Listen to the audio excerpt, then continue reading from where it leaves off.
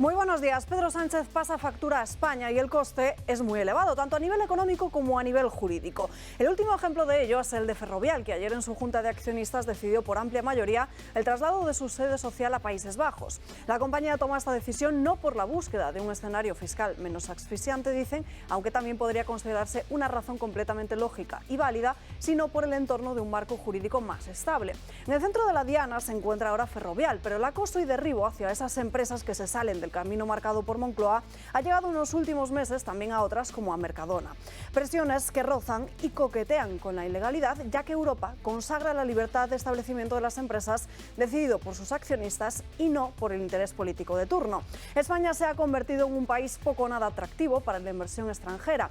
Caía un 45% en 2022 con respecto al año 2018, año en el que Pedro Sánchez comenzaba a dormir en la Moncloa.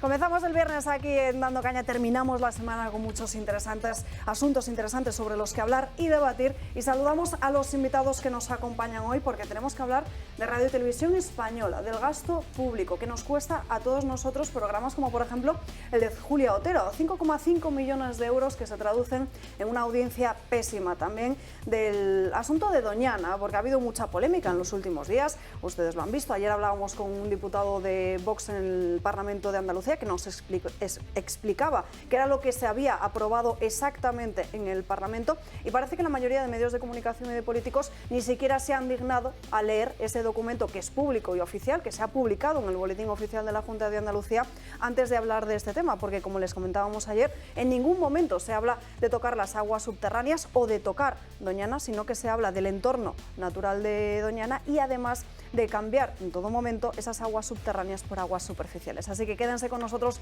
a lo largo de las próximas 2 horas. Don Julio Ariza, muy buenos días. Mane nobiscum, quédate con nosotros. Yo no soy del Opus Dei. Es que me han puesto mensajes diciendo, usted dice eso, ayer en El Gato al Agua, le expliqué unas cosas. Dice, no, es que usted dice eso porque usted es del Opus. Pues no, lo digo porque lo digo en honor a la verdad y porque creo que es de justicia explicar lo que expliqué ayer. Sí. Y si puedes acceder a ese corte, sí, me gustaría que lo vieran los espectadores y explicarles eso, que lo hago en honor a la verdad. Bueno. Se está celebrando ese congreso extraordinario, yo creo que está a punto de terminar ya, muy poca gente está dando información sobre eso, yo he tratado de por lo menos mantener la tensión informativa de que la gente sepa que eso está ocurriendo, y luego también porque ver publicadas cosas como la que ayer publicó el diario.es de Escolar diciendo que el Opus estaba acosado, asediado por un montón de escándalos, es simplemente mentir, es calumniar, es hacer un daño objetivo faltando a la verdad, y eso es inaceptable. Y yo creo que la gente de bien tenemos que salir a defender las cosas, y las cosas que son inaceptables son inaceptables. Y quien comete un verdadero delito y además va contra el derecho natural y va contra la moral más elemental es el diario.es y por supuesto contra cualquier forma de ética periodística, ¿no? Además, en tu canal de Telegram también nos has estado contando muchas otras cosas. El canal de Telegram está hoy de toma pan y moja. Olé. Está buenísimo. Y así que los que no os hayáis dado de alta, allá vosotros. Y es que, oye, no se puede obligar, ¿eh? Como decía el otro, a un burro le hacían alcalde y lloraba. O sea, ¿qué le vamos a hacer? El que no se apunte al canal de Telegram, él sabrá, pero se lo está perdiendo. Julio Ariza el Toro, ya lo saben, además va a poner en el canal de Telegram el número de teléfono al que todos ustedes pueden enviar sus mensajes y opiniones sobre los diferentes asuntos que aquí vamos a tratar. Josep Lo pongo ahora, sí, ya sé, tengo que poner el teléfono en el canal de Telegram. Ahora mismo lo hago. María Fracas, muy buenos días. Pues muy buenos días. A ver, yo esta mañana me he cansado bastante de la tele porque era todo lo que decías tú, Doñana, incluso salía Obregón también un poco, ¿eh? Pero ¿otra vez? Sí, pero bueno. Doñana para arriba, Doñana para abajo y Doñana por en medio. Entonces me iba a decir escandalizado, la verdad es que es imposible escandalizarse ya, de la falta de información y de tirarse a la piscina de muchos contertulios, algunos de los cuales incluso yo tenía por profundamente documentados en general, pero veo que tampoco, que cuando no saben de algo se tiran de la piscina. Sí que hay una televisión, que creo que ha sido Telecinco, que creo que ha sido Telecinco, que ha entrevistado al secretario general de la Asociación de ¿cómo se llama?, de agrarios de la zona, con lo cual ha explicado bastante bien lo que se nos explicó ayer.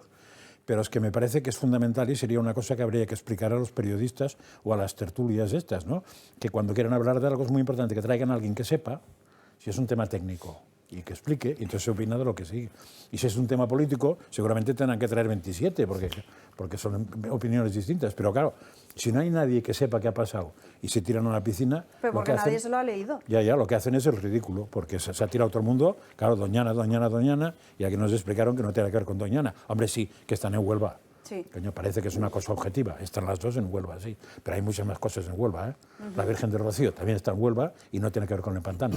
No, pero bueno, con el pantano que no se ha hecho o que está a mitad. Si les viniera bien electoralmente, seguro que sí. Toda la historia esta. Entonces, es muy importante recordar que una cosa es opinar, pero sobre algo que se sepa. Y si no se sabe, lo mejor es callarse. Está irritado, y cuando Francás está irritado, ¿Sí qué? se prevé un programa muy excitante. Para dar mucha caña. Muy Gonzalo de excitante. Oro Pulido, muy buenos días. Algo ¿Qué tal? haremos. Bueno, si ustedes son seguidores del Gato al Agua, lo conocerán de las últimas horas. Es el candidato de Vox al Ayuntamiento de Barcelona. Luego hablaremos precisamente de su programa para la ciudad condal, pero parece que de momento las encuestas no auguran un mal suelo, ¿no? No, permíteme un apunte. La Virgen del Rocío está en Huelva y donde se burlan de ella es en Barcelona, en TV3, que es algo inadmisible. Bueno, sabes que nosotros no hacemos demasiado caso en las encuestas porque no dan una, nos ponen siempre 0, -1, etcétera. Pero bueno, tienen buena pinta. Nosotros a trabajar calle a calle, barrio a barrio y a dar nuestro mensaje hasta el 28. Es Gonzalo de Oro Pulido, no Gonzalo de Oro Molido. Plaza, no plata, acuérdate. Y otro que trabaja sin descanso, José Ramón Riera, muy buenos días. Muy buenos días. Pues yo me alegro muchísimo de que la Junta General de Accionistas, con el 77% de representantes y el 97% de los votos favorables, aprobase ayer la salida, el traslado de la sede de Ferrovial a Ámsterdam, para que además una empresa española pueda empezar a cotizar en la Bolsa de Nueva York como Dios manda, es decir, directamente, en su valor y en su realidad, lo cual le va a permitir a Ferrovial seguir expandiéndose en Estados Unidos y además poderse presentar a un número importante de concursos que hasta ahora del Gobierno federal y de algunos estados que hasta ahora no podía presentarse por no cotizar o por no ser americana. A partir de ahora, Ferrovial va a tener un futuro mucho más grande y mucho más bonito. Número uno. Número dos, me gustaría decirle al Gobierno que ha atacado tan frontalmente, a Ferrovial, que deje de atacar a las empresas, a las grandes empresas españolas, entre otras cosas porque los datos que publica la web de Hacienda, del Ministerio de Hacienda hoy, demuestran, según ellos, según Hacienda, que las ventas totales, incluido importaciones, incluido exportaciones e interiores, es decir, han caído en enero de las grandes empresas un 1,1 y un 0,4 en el mes de febrero. ¿Esto qué significa? Significa que el negocio, tanto nacional como internacional, que representan esas grandes empresas, está debilitándose. Posiblemente porque la economía española se está enfriando con todas las medidas que se están tomando en los temas de tipos de interés para bajar la inflación, pero también posiblemente por un debilitamiento del mercado español y sobre todo por un temor a expectativas, lo cual yo creo que es francamente malo. Yo, José Ramón, no quiero que Ferrovial se vaya de España. Pero desde luego quiero muchísimo menos tener un gobierno autoritario, fascistoide, arbitrario, que amenace lo con que se va es la sede para poder cotizar. Claro. Porque hoy España todavía, y después de muchísimos años, todavía las empresas españolas no pueden cotizar como una empresa europea en la Bolsa de Nueva York.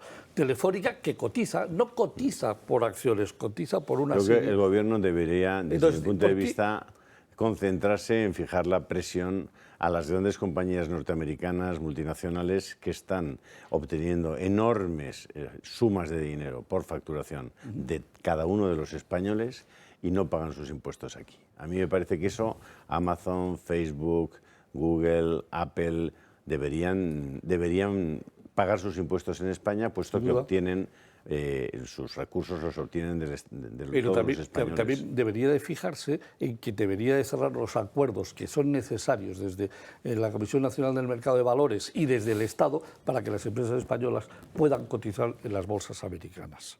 También deberían de hacerlo, Correcto. cosa que no han hecho ninguno de los gobiernos anteriores. Hablaremos de Ferrovial, también trataremos diversos asuntos en página económica. Ayer les desmontamos los datos del paro publicados por el Gobierno y de los que tanto presume Yolanda Díaz, y también José Ramón Riera nos ha traído unos datos preparados para hoy muy interesantes, y hablaremos de la trampa que tienen todas esas ayudas que el Gobierno ha anunciado a bombo y platillo para aliviar la situación de las familias, ayudas que en algunos casos no superan los 200 euros, pero que luego, al hacer la declaración de la renta, se quedan en una cuantía mucho más inferior. Antes de nada, hoy es viernes y contarles que este fin de semana tiene una cita, la Fiesta de la Resurrección. Es un festival de música gratuito que se va a celebrar este sábado, 16 de abril, en la Plaza de Cibeles, de 7 a 9 de la noche, y que va a contar con actuaciones como la de Carlos Baute, Andy Lucas, Juan Peña o el grupo Hakuna. El concierto es de libre acceso y está organizado por la Asociación Católica de Propagandistas, con el objetivo de celebrar públicamente y con alegría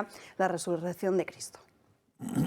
Carlos Baute, Andy y Lucas, Juan Peña, Hakuna, Grillex.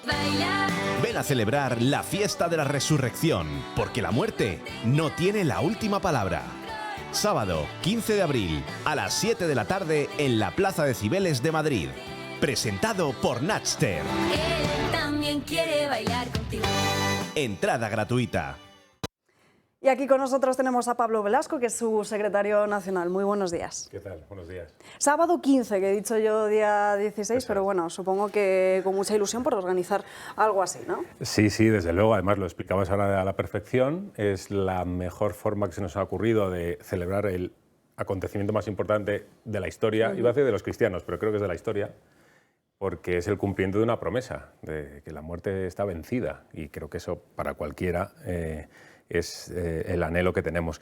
Y entonces lo que hemos querido es, efectivamente, además en consonancia con nuestro carisma, que es llevar a Cristo a la vida pública, porque la fe tiene que ver con todas las dimensiones de la vida, pues hemos querido ir al centro de Madrid en un concierto abierto, gratuito, con una variedad de artistas que permite, bueno, pues que haya una coincidencia de distintas edades y gustos, ¿no? Lo digo porque es una ocasión fenomenal ahí para llevar a toda la familia, ¿no? Y que siempre en los planes culturales pues a veces puede haber un poco de diferencia, pero es un momento fenomenal, un horario estupendo, y pensamos que el tiempo creo que va a ser muy bueno para mañana, para un rato de poder disfrutar. Tiempo más veraniego, que primaveral sin duda, Sí. pero me consta que va a haber mucha gente joven en este Ojalá. festival. Si no me equivoco, Vamos a es un estar mucha gente concierto. joven. Muy bien. Si no me equivoco, es un concierto benéfico, ¿no? A ver, es un concierto que es celebrativo, es una fiesta. Sí. Porque, bueno, pues, o sea, en España la Semana Santa la sabemos celebrar perfectamente. Y ya el Domingo de Resurrección, en cualquier localidad de España, se entendía porque está perfectamente imbricado en lo cultural. Pero como todavía estamos en tiempo de Pascua y queremos celebrarlo y queremos festejarlo y darle a la fiesta todo el sentido, porque la fiesta no es meramente dejar de trabajar, sino que tiene un sentido, ¿no? Y lo queremos hacer patente. Bueno, pues hemos reunido a estos artistas para cantar juntos. ¿Cuál es la finalidad? La finalidad es esa, celebrar y festejar, con sentido, con gran sentido, porque quizá hemos perdido a veces el saber cuál es el verdadero significado de la fiesta, ¿no? Y la fiesta no es ni más ni menos que un momento en el que, desde luego, no se trabaja, en el que se dedican recursos que puede parecer, bueno, pues inútiles, pero se dedican para festejar y para celebrar. ¿Y cuál es el sentido de festejar? Pues el mayor amor del mundo, que es dar la vida por el otro. Y sin olvidar ese significado, aún por encima tenemos un cartelazo, ¿eh? Sí, la verdad es que sí. Ahora lo veíamos. Carlos Baute, Andy Lucas, Hakuna, que están teniendo un éxito ahora espectacular, Juan Peña, Grillex, y luego a mí me parece un punto muy interesante que presenta todo el concierto Natster, que es un humorista conocido en redes sociales, que a mí personalmente la verdad es que me parece un tipo muy divertido y seguro que lo va a hacer muy ameno el concierto. Así que, Julio, ¿tú mañana vas a estar por allí? Vamos a ver, a mí me conmueve que haya personas con el valor y el coraje cívico de atreverse a sacar la verdad, y la resurrección de Cristo es la verdad, con mayúsculas, a las calles de Madrid o a las calles de cualquier plaza de cualquier pueblo, ¿no? ¿Por qué? Porque nos hemos acostumbrado a que la gente se oculte, a que la religión ya esté, digamos, por debajo de la mesa, ¿no? Es decir, a que esas lámparas que estaban encendidas sobre las mesas se han apagado o se han llevado debajo para no avergonzarse, para no, con la excusa de digamos, de no interferir en las creencias de los demás, en no ser invasivos. Bueno, todo eso yo creo que se ha cargado la posibilidad de que nuestros jóvenes, de que la gente que se está formando, vean que hay cosas por las que vale la pena luchar, por las que vale la pena movilizarse, que hay cosas que hacen las sociedades mejores, que cuando acabe ese concierto probablemente las calles de Madrid estarán en perfecto estado. Cuando acaban otro tipo de celebraciones no se puede ya andar por las calles de Madrid. Eso significa que hay formas de entender la vida, de entender el comportamiento personal, de entender la educación, y que son diferentes, y que son antitéticas, y que unas están bien y otras no están bien. Y a los chicos les tienen que llegar esos modelos y les tienen que llegar esos ejemplos.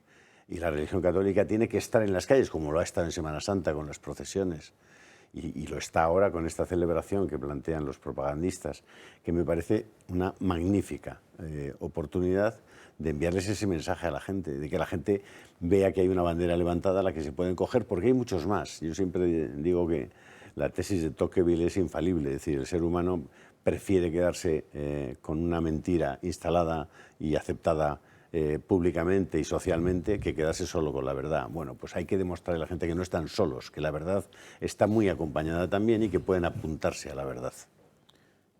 Una cuestión para la gente que no puede ir a los sitios, ¿se puede ver de alguna manera? No se puede ver. Es verdad que pues, por cuestiones también de propiedad intelectual y derechos de autor no se va a retransmitir ni a grabar.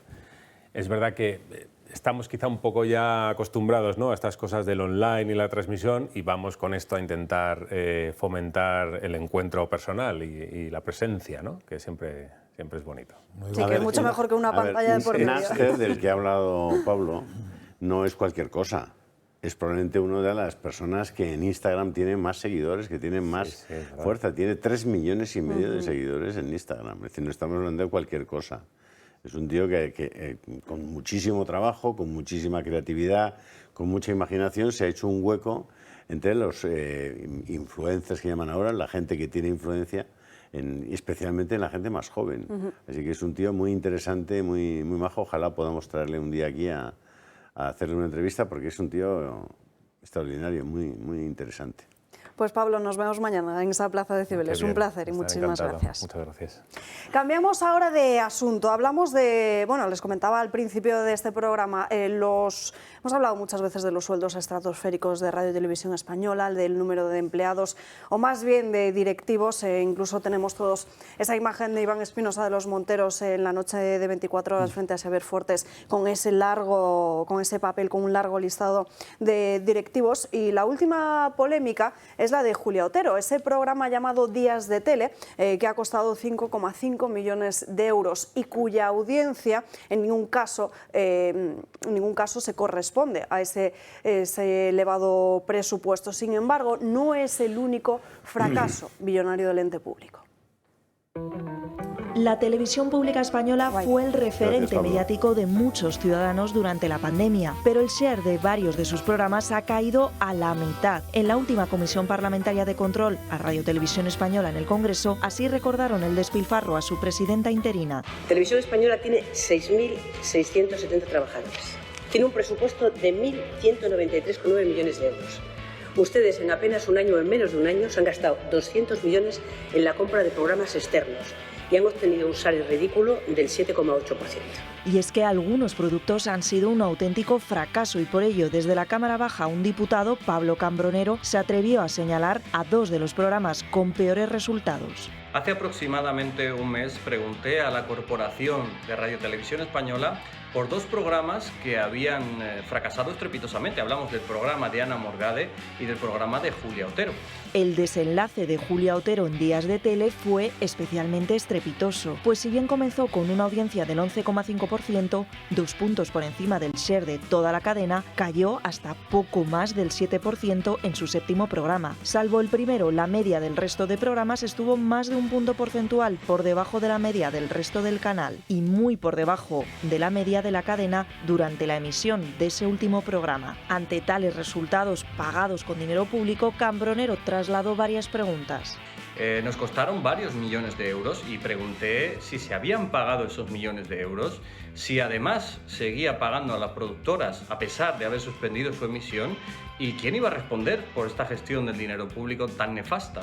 Y así respondió Radio Televisión Española respecto de la audiencia. Los niveles de audiencia de un programa son un factor fundamental, pero en un medio público como es Radio Televisión Española no es el único factor a tener en cuenta. Cumple con una labor social y de servicio público.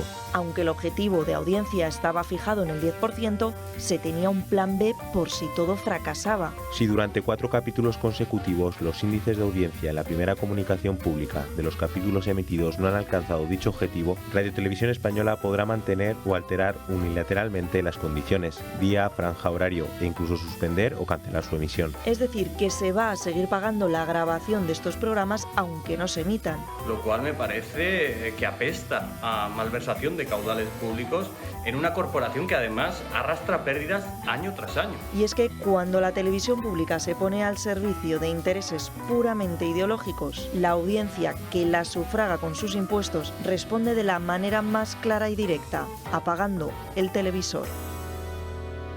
Pues ya lo ven, y además en el caso de Julia Otero llama mucho la atención porque son 5,5 millones de euros. Nosotros en esta casa hemos querido hacer un cálculo aproximado de lo que nos costaría, porque el otro día nos pusimos a ver en qué consistía este programa. Es un programa de 120 minutos de duración, 2 horas. Lo que se basa, si ustedes lo han visto, recordar los momentos más nostálgicos de la historia de la televisión, pero sin embargo lo único que se limita el programa es hacer entrevistas, es decir, van pasando diferentes tertulianos por la mesa y en todas las 2 horas solamente hay 6 cortes de vídeo, es decir, 6 vídeos que pues para un redactor normal se tarda como mucho 2 horas en hacer y encima que es de la propia documentación de Televisión Española que tiene un historial magnífico y que suponemos que será muy rápido encontrarlo. Pero además el sueldo que se lleva Julia Otero por estos programas lo van a ver en sus pantallas. Es un precio de, bueno, dependiendo del tipo de programa se lleva entre 25 y 35.000 euros. Pongamos que de media por programa se lleva 30.000 euros. Si hiciésemos un cálculo y nos pusiésemos punto por punto, diríamos que un presentador normal en ningún caso se llevaría 30.000 euros. Pongámoslo a la mitad, 15.000. Luego hemos querido desarrollar parte por parte a nivel de realizador, guionistas, cámaras, redactores. ¿Cuánto nos costaría? Si este programa a Televisión Española le ha costado, bueno, a esta productora, 5,5 millones de euros, a nosotros el cálculo que nos sale es de 1 millón de euros. Vamos a ver, da vergüenza. O sea, a mí me daría vergüenza. O sea, es que ni el tío Berni. Es que ni el tío Berni. O sea, tendríamos que haber empezado este programa poniendo 2 huevos de codorniz aquí encima y diciendo, este es el tamaño de los huevos que tienen estos tíos. El de codorniz es muy pequeñito. De avestruz. De avestruz. He dicho de codorniz. Y es de avestruz. Sería una codorniz como los parteros. Exactamente. De avestruz. Tienes toda la razón. Un par de huevos de avestruz así de grandes. Oye, vamos sí, pero es que encima te dicen que es de interés público. Vamos a cuando no lo ve nadie. La respuesta de Televisión Española dice, no, bueno, es que los datos de audiencia no son relevantes, entonces ¿por qué le has puesto eso en el contrato? Chavalín, pon directamente, da igual la audiencia que hagas, te voy a pagar lo mismo, es más, cuanta menos audiencia, más te pagaré porque es más servicio público. Hombre, o sea, va una productora del Grupo Prisa, o sea, de los del país, y en vez de decir, oye, mira, no me pongas más publicidad institucional porque ya no la vas a poder justificar, lo que voy a hacer, voy a coger a Julia Otero y te voy a hacer un programa para la tele, que eso no tiene que pasar por ningún tipo de criba, no tiene que pasar por ningún concurso, me lo das a dedo y además te voy a meter el precio que me dé la gana porque al final, oye, el precio de un programa de televisión, haces así, y 5 millones, vale, oye, pues lo que tú digas. Bueno, cóbrame 7. Y así funciona Pero no es de ahora. Y una cosa que les cuesta 1 millón de euros, la cobran a 5. Pero no es de ahora, ¿eh? No, pero es que Y además... los trabajadores de televisión española, majetes, ¿qué hacéis? 5.000, 6.000 tíos allí no saben hacer una tertulia con los programitas de televisión española de hace años. Oye, os pasamos los programas de Alfonso Arteseros, que él solito con una persona hace un programa de 2 horas con todo tipo de informes, de entrevistas, de documentales, de vídeos, de... No os digo cuánto cuesta porque... Y además esta semana ¿Sí? se conocía también otro programa, que es el de la humorista Eva Soriano, cobraba 11.000 euros por programa y también tuvo que cancelarse porque tenía una audiencia incluso menos que el de Julio Otero. Pero vamos a ver, o sea, que es que están robándonos. A ver si lo entendemos. Nos están robando. Lo que pasa es que nos roban legalmente. Es muy complicado porque está hecho de tal manera para que no se pueda ir a ningún juzgado.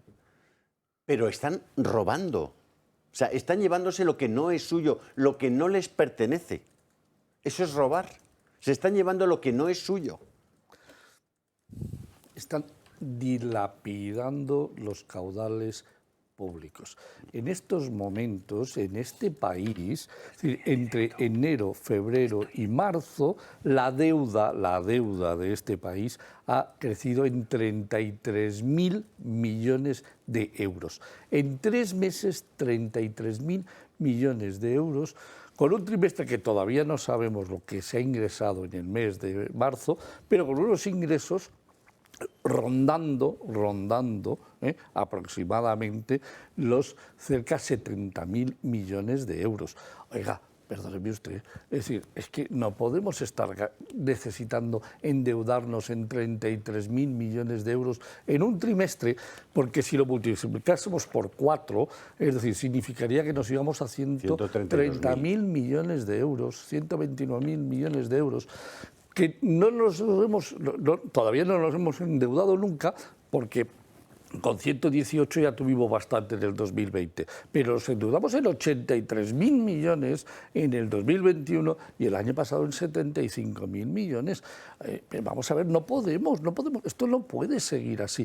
Récord de ingresos, récord de gastos y además 33.000 millones de euros de endeudamiento en un trimestre, oiga, en un trimestre. Pero insisto, José Ramón, y perdóname, los trabajadores de televisión española tienen mucha culpa, porque ellos deberían salir a la palestra y decir, miren, estos programas los tenemos que hacer y los podemos hacer nosotros. Aquí hay 6.000 personas entre Radio Nacional y Televisión Española trabajando. Esto está costando a los españoles casi 1.000 millones de euros al año. Es un escandalazo. O sea, es algo realmente... O sea, yo no sé por qué estamos perdiendo el tiempo en... A mí me parece 1.000 millones. Un escándalo, 30.000 euros por programa. Me parece un escándalo, pero yo no me voy a meter en eso. Pero No, el resto... 30.000 a una persona, Sí, a una al persona. presentador. No. Pero es que a partir de ahí, el realizador, el cámara, los guionistas y demás que hay en Televisión Española, entre los 5.500 empleados públicos. Imagínate. Con lo cual, sí, el programa costaría 30.000. Punto, multiplicado por 10, 300.000. Lo cual también es un robo. Sí, porque ya me dirás tú, 390.000. y ya se ve por la audiencia que tiene, el tirón que tiene Julio Otero, que es cero. Exacto. Que Pero rima con Otero. Lo mismo que decía Gonzalo Sí. con TV3 al final. Para mí, lo peor de todo es que con todo el dinero del mundo son incapaces de hacer una televisión de calidad. Los índices de audiencia de las televisiones públicas están por los suelos. Ya no solo Televisión Española, hablo en mi caso de TV3 porque no es la que veo, porque no la veo, pero es la que tenemos allí. O sea, no lo ve nadie. No lo ve nadie. Y aquello es una máquina de gastar, y como el dinero público, decía la ministra, que no es de nadie, pues ala, tiramillas. TV3, 340 millones, la Corporació Catalana de Radio Televisión. 340 millones de pavos. Para entrevistar a una enfermera y someterla a la Inquisición, para que termine esa enfermera teniendo que marcharse, que es empleada pública, funcionaria, y que ha opositado y ha ganado la oposición, tenga que marcharse porque no aguanta más. Que se vaya a la Inglaterra presión. o Alemania y le pagarán el doble de más y no le darán el coñazo. A ver, el tema es muy amplio, ¿eh? O sea que yo tengo mis dudas de que tenga interés que exista una televisión pública. Una, si existen 37 ya, ni lo cuento. A no ser justo lo que ha dicho Televisión Española, que es un servicio público.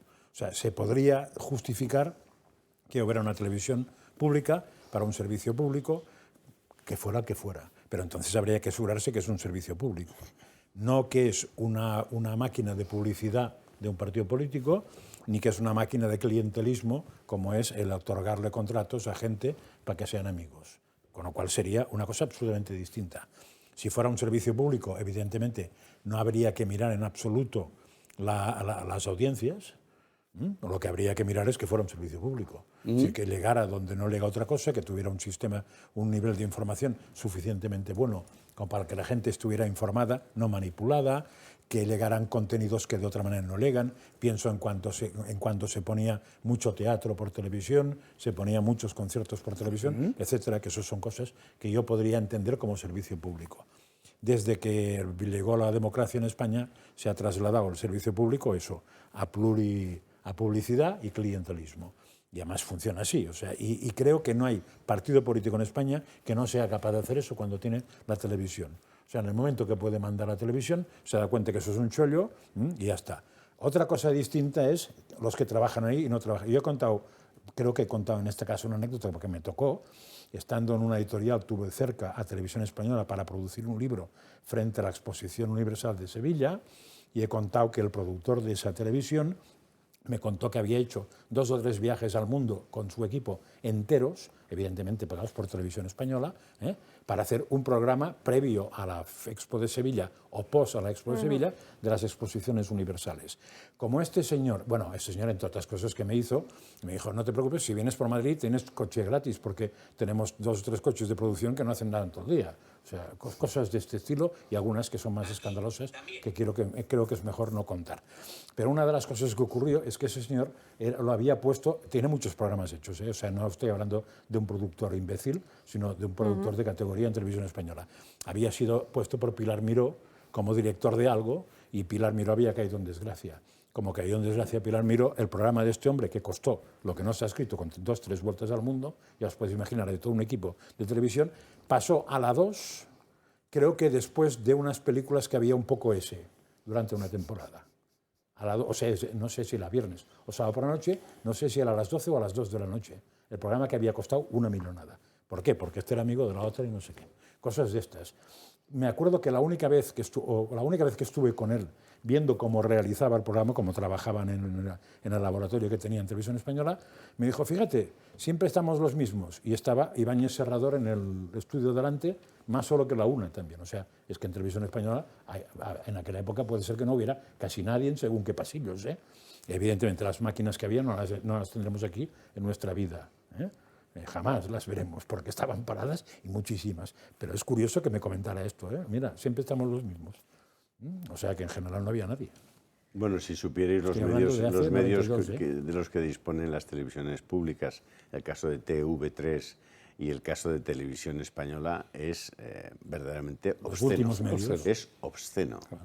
Y la incapacidad que tienen para sacarle un partido a eso, para hacer que, lo que decía Gonzalo, ¿no? Una televisión atractiva, una televisión de verdad que sirva a los intereses de la ciudadanía, que sea un servicio público, en serio. No son capaces de, pero lo no fue, son capaces de Televisión hacerlo. Española fue un servicio público en su momento. Lo fue, pero Julio, no lo son. No lo son. Pues son televisiones de partido. Y entonces, cuando son televisiones de partido, te puedes olvidar. Máquinas de publicidad. House organs. Gonzalo. No, sí le sacan partido. En el caso de TV3 le saca partido porque TV3 no la quieren para entretener a la gente, la quieren para adoctrinar a la gente. Claro. Con lo cual están sacando un partido maravilloso. Es cierto que tampoco tanto porque cada vez tiene menos audiencia. Claro. TV3. TV3, exacto. Sí, pero seguramente ve más gente TV3 que Televisión Española. TV3. Las audiencias de TV3. Claro, pues está mucho más cautiva. Claro. Antiguamente sí, pero desde hace muchos años... Pero no les va bien, ¿eh? No les va bien. Bueno, es que programas de caridad cada día tienen menos, porque si lo que haces es esto, es un plató con un tío diciendo gilipolleces y no sé qué, pues es que calidad tiene esto. Antes tenían programas interesantes, claro, temas de fútbol, temas de deporte, temas no sé qué, temas de humor, todo eso se lo han cargado. Claro. Y hoy es adoctrinamiento puro y duro. O sea, si tú te enchufas a TV3, a los 10 minutos dices, espera, que demà soc del Barça, o demà és que haig de firmar amb l'Esquerra Republicana. Y ya está. Es decir, es que no puedes sino hacer otra cosa. Entonces, claro, mejor apagarse. No, y además a mí me contaba un exdirector general de TV3, me contaba en concreto, me decía, mira, el asunto está en que si yo cojo una película o un partido de fútbol, me cuesta eso. Claro. Pero si lo que hago es tener un presentador con alguien y en el momento que baja la audiencia meto otro de fuera, otro tío que tenemos ahí esperando que cuenta otras animaladas, eso es casi gratis. Me cuesta el presentador. Con lo cual tengo mucho más dinero para poder hacer las cosas que me interesen. Por poner un ejemplo, o sea, jamás en ese planteamiento la calidad era... A ver, cuando nace TV3 la calidad era importante porque se entendía que la calidad es lo que haría competir con otra televisión y lo que era importante es que entraran, por ejemplo, la famosa serie, TV3 empieza con la serie que era americana en catalán, ¿os acordáis? Dallas. La Dallas, ¿no? Entonces, claro, todo eso tiene un coste importante, pero se trataba de competir en calidad y en interés porque se trataba de coger que la gente entrara a ver TV3. Pero a partir de ahí... Yo recuerdo el programa de Alfonso Arús, es decir, de humor en la época de TV3 buena, bueno, pues por lo menos tenías un programa de humor interesante. Polonia, que es un programa que no sé si sigue estando, era un programa de humor divertido, Polonia. Sí, lo que pasa es que Polonia es un programa de humor que es divertido, es satírico, pero que lleva pues implícita una crítica siempre hacia lo mismo. Bueno, para el separatismo las dos armas fundamentales son los medios de comunicación y la escuela. Lo tienen todo. Claro. Sí, ahí está. Bueno, nos tenemos que ir a una breve pausa de publicidad, pero como ven, despilfarran nuestro dinero como quieren y encima en televisiones que no tienen, en programas que no tienen nada de audiencia.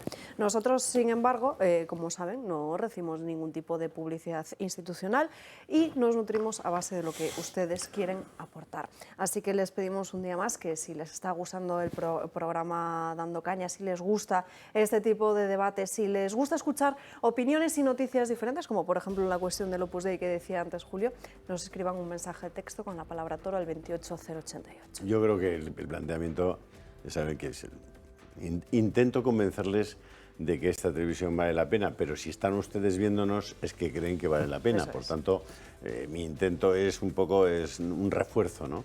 Pero bueno, yo me lo plantearía. Hoy voy a invitar a un café a José María Francas. Pues aquellos que quieran invitar hoy a un cafelito a José, un poleo menta, no sé en qué estás tú ahora. A José María Francas, pues ponéis ese mensaje de texto al 28088 y también podéis invitar a un café a Alba, que puede ser mucho más sugestivo. Los tres que me han saludado hoy por la calle, pues mira, serían 3 cafés, serían 3 mensajitos. No te los vas a tomar todos. No. Porque eso porque para el corazón. Ayer me dijeron que 2 al día máximo. Máximo 2 cafés al día. Condición, sí. Para y tu... una agüita con gas. Una agüita con gas. A mí que me inviten una agüita con gas. Me recomendaron hierba buena. Pero sí que se tomen en serio nuestros espectadores que esta casa existe, solo existe, porque ellos nos toman en serio en ese sentido, de que ellos con un pequeño esfuerzo, si son muchos que lo son, pueden hacer que esta televisión crezca. Tómennos un poquito en serio en ese sentido. No les pedimos gran cosa, pero es que solo se lo podemos pedir a ustedes, porque en esa misma medida solo dependemos de ustedes en nuestra línea editorial y en nuestra autonomía como televisión, ¿no? Como empresa. Pues envíenos ese mensaje de texto con la palabra toro al 28088. Nos vamos rápidamente a una breve pausa de publicidad, menos de 2 minutos y enseguida estamos de vuelta. Les esperamos.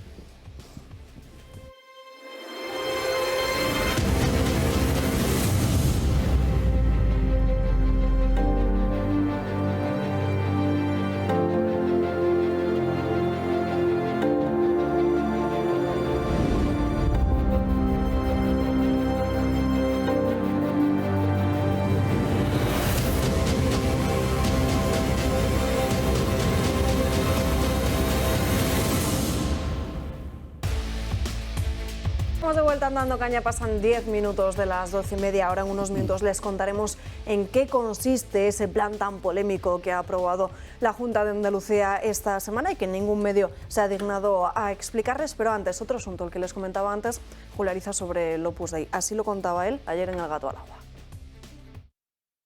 Está celebrándose un congreso extraordinario del Opus Dei, que por cierto, cuyo en el frontispicio de la idea de la obra está en la santificación del trabajo ordinario, o sea, viene a cuento por ese tema. Y está celebrándose un congreso que es importantísimo, porque después del motu propio del Papa, del ad carisma tuendum, tienen que adaptar los estatutos de la obra a ese motu propio. Y ese congreso que se celebra en Roma es importantísimo. Y yo estaba simplemente, y denuncio aquí, porque no hay derecho, a mí me parece.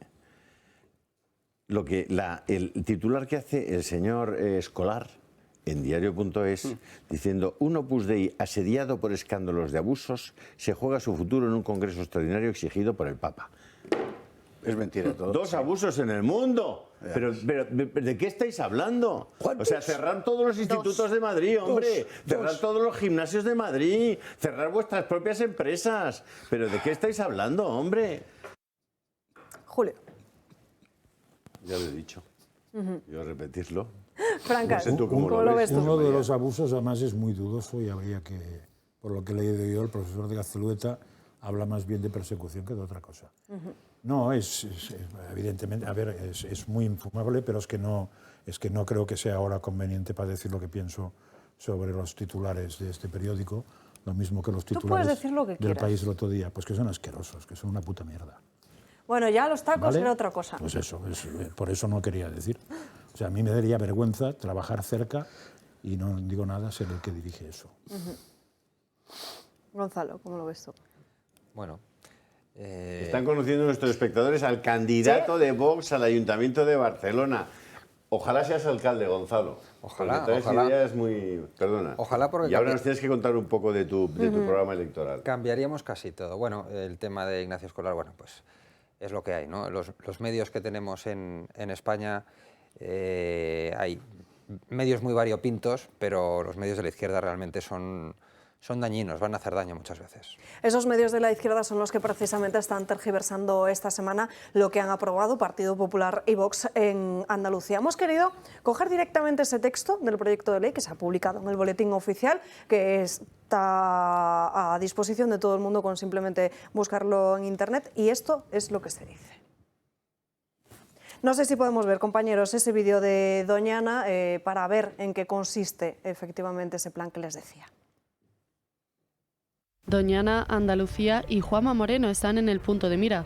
Son ahora, según estamos comprobando, el centro de la diana del Gobierno de España y de toda la izquierda. Son ellos los que en la actualidad parece que están sobreactuando, inventándose un documento y unas medidas que en ningún caso la Junta de Andalucía ha aprobado. Vamos a hacer todo lo que sea preciso para salvar Doñana de las manos del Partido Popular y de Vox, que como siempre quieren depredar el medio ambiente. Gracias al Gobierno, todo el mundo cree que la Junta quiere legalizar en Doñana regadíos con aguas subterráneas. Sin embargo, si se lee el documento se puede deducir justamente lo contrario. El propio título ya indica de por sí que se trata de una mejora para los terrenos municipales de Almonte, Bonares, Lucena del Puerta, Moguer y Rociana del Condado, todos ellos en Huelva. En esta proposición de ley se indica en múltiples ocasiones que el desarrollo y efectos de esta norma se aplican en terrenos agrícolas que están fuera del espacio natural, en lo que se denomina el área de influencia socioeconómica, es decir, en municipios cercanos al Parque Nacional, pero en ningún caso en suelos protegidos. Esta idea se repite al menos una segunda vez, concretamente cuando se vuelve a especificar que la supervivencia y conservación global de ese espacio natural pasa por la sustitución de agua subterránea por derechos de agua superficial, es decir, todo lo contrario a lo que asegura el Gobierno. ¿Reconocerá entonces Pedro Sánchez este error como sí que le pedía a Juanma Moreno? ¿Qué más necesita la derecha andaluza para reconocer el error y frenar este atropello? ¿A qué tanta soberbia? ¿Por qué no reconocen el error?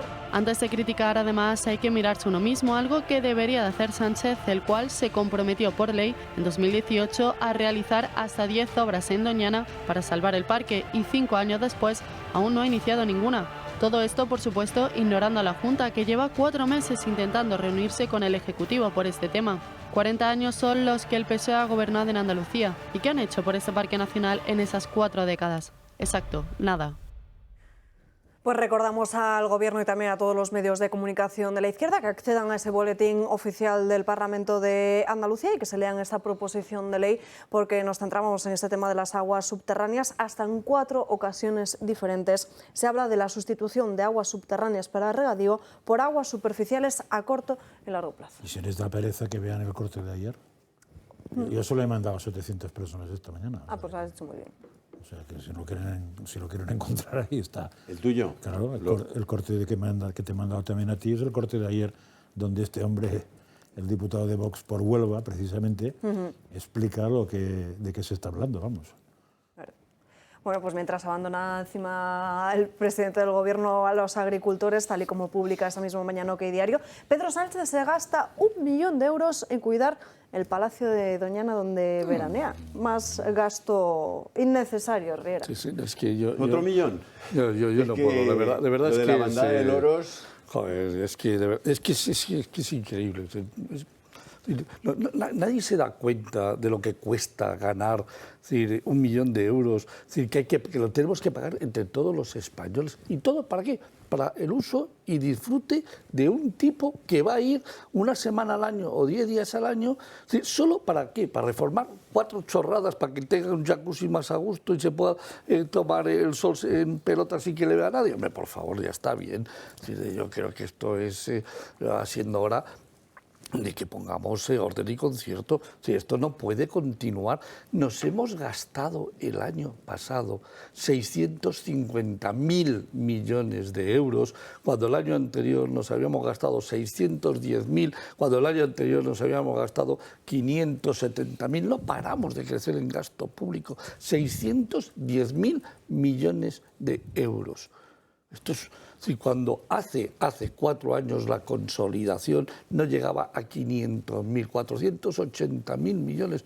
Es decir, es que desde que ha llegado este gobierno de comunistas... ¿Y dónde está Europa, que iba a ser nuestra garantía para que el déficit no creciera? ¿Dónde está Europa? De Europa en manos de la izquierda.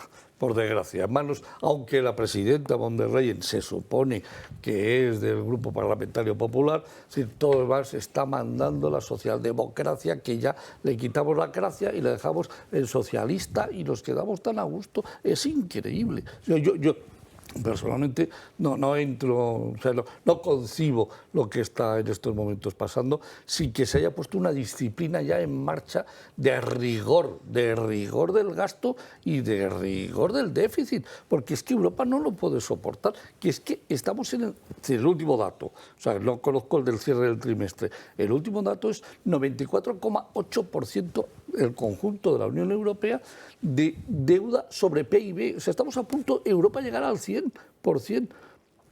Esto no se ha visto nunca en Europa y además Maastricht lo dice clarísimo, 60%. Sí, y todos los planes de convergencia puestos después de nuevo de la crisis del 2008-2013, dicen 60%, 3%, 60% de deuda sobre PIB, 3% de déficit.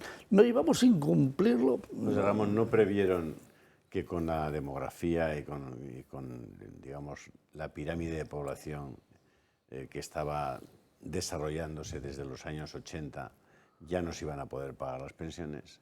Y ahora no están previendo algo tan sencillo como que no vamos a poder pagar la deuda. Pero Europa, es decir, Alemania tiene un plan de pensiones perfecto montado, que no tiene ningún tipo de problema, porque es un plan público y privado. Es decir, hay una parte que se paga, es decir, con las cotizaciones sociales, y otra parte que aportan los trabajadores y las empresas, pero que sirven para desgravar en las empresas de los beneficios de las empresas. Con lo cual, es decir, existe ese plan que hace que hoy el equivalente a la seguridad social española, la alemana, pague tranquilamente sus pensiones. La famosa mochila austríaca, ¿no? También. Sí, muy parecida, muy parecido al modelo austríaco. Se ha hablado 70 veces, aquí todo el mundo la alaba, pero nadie la copia. O sea que... Gonzalo. Yo creo que en el caso de España nos tenemos que ir un poquito al origen de todo esto. El origen de todo esto son las comunidades autónomas. ¿Por qué?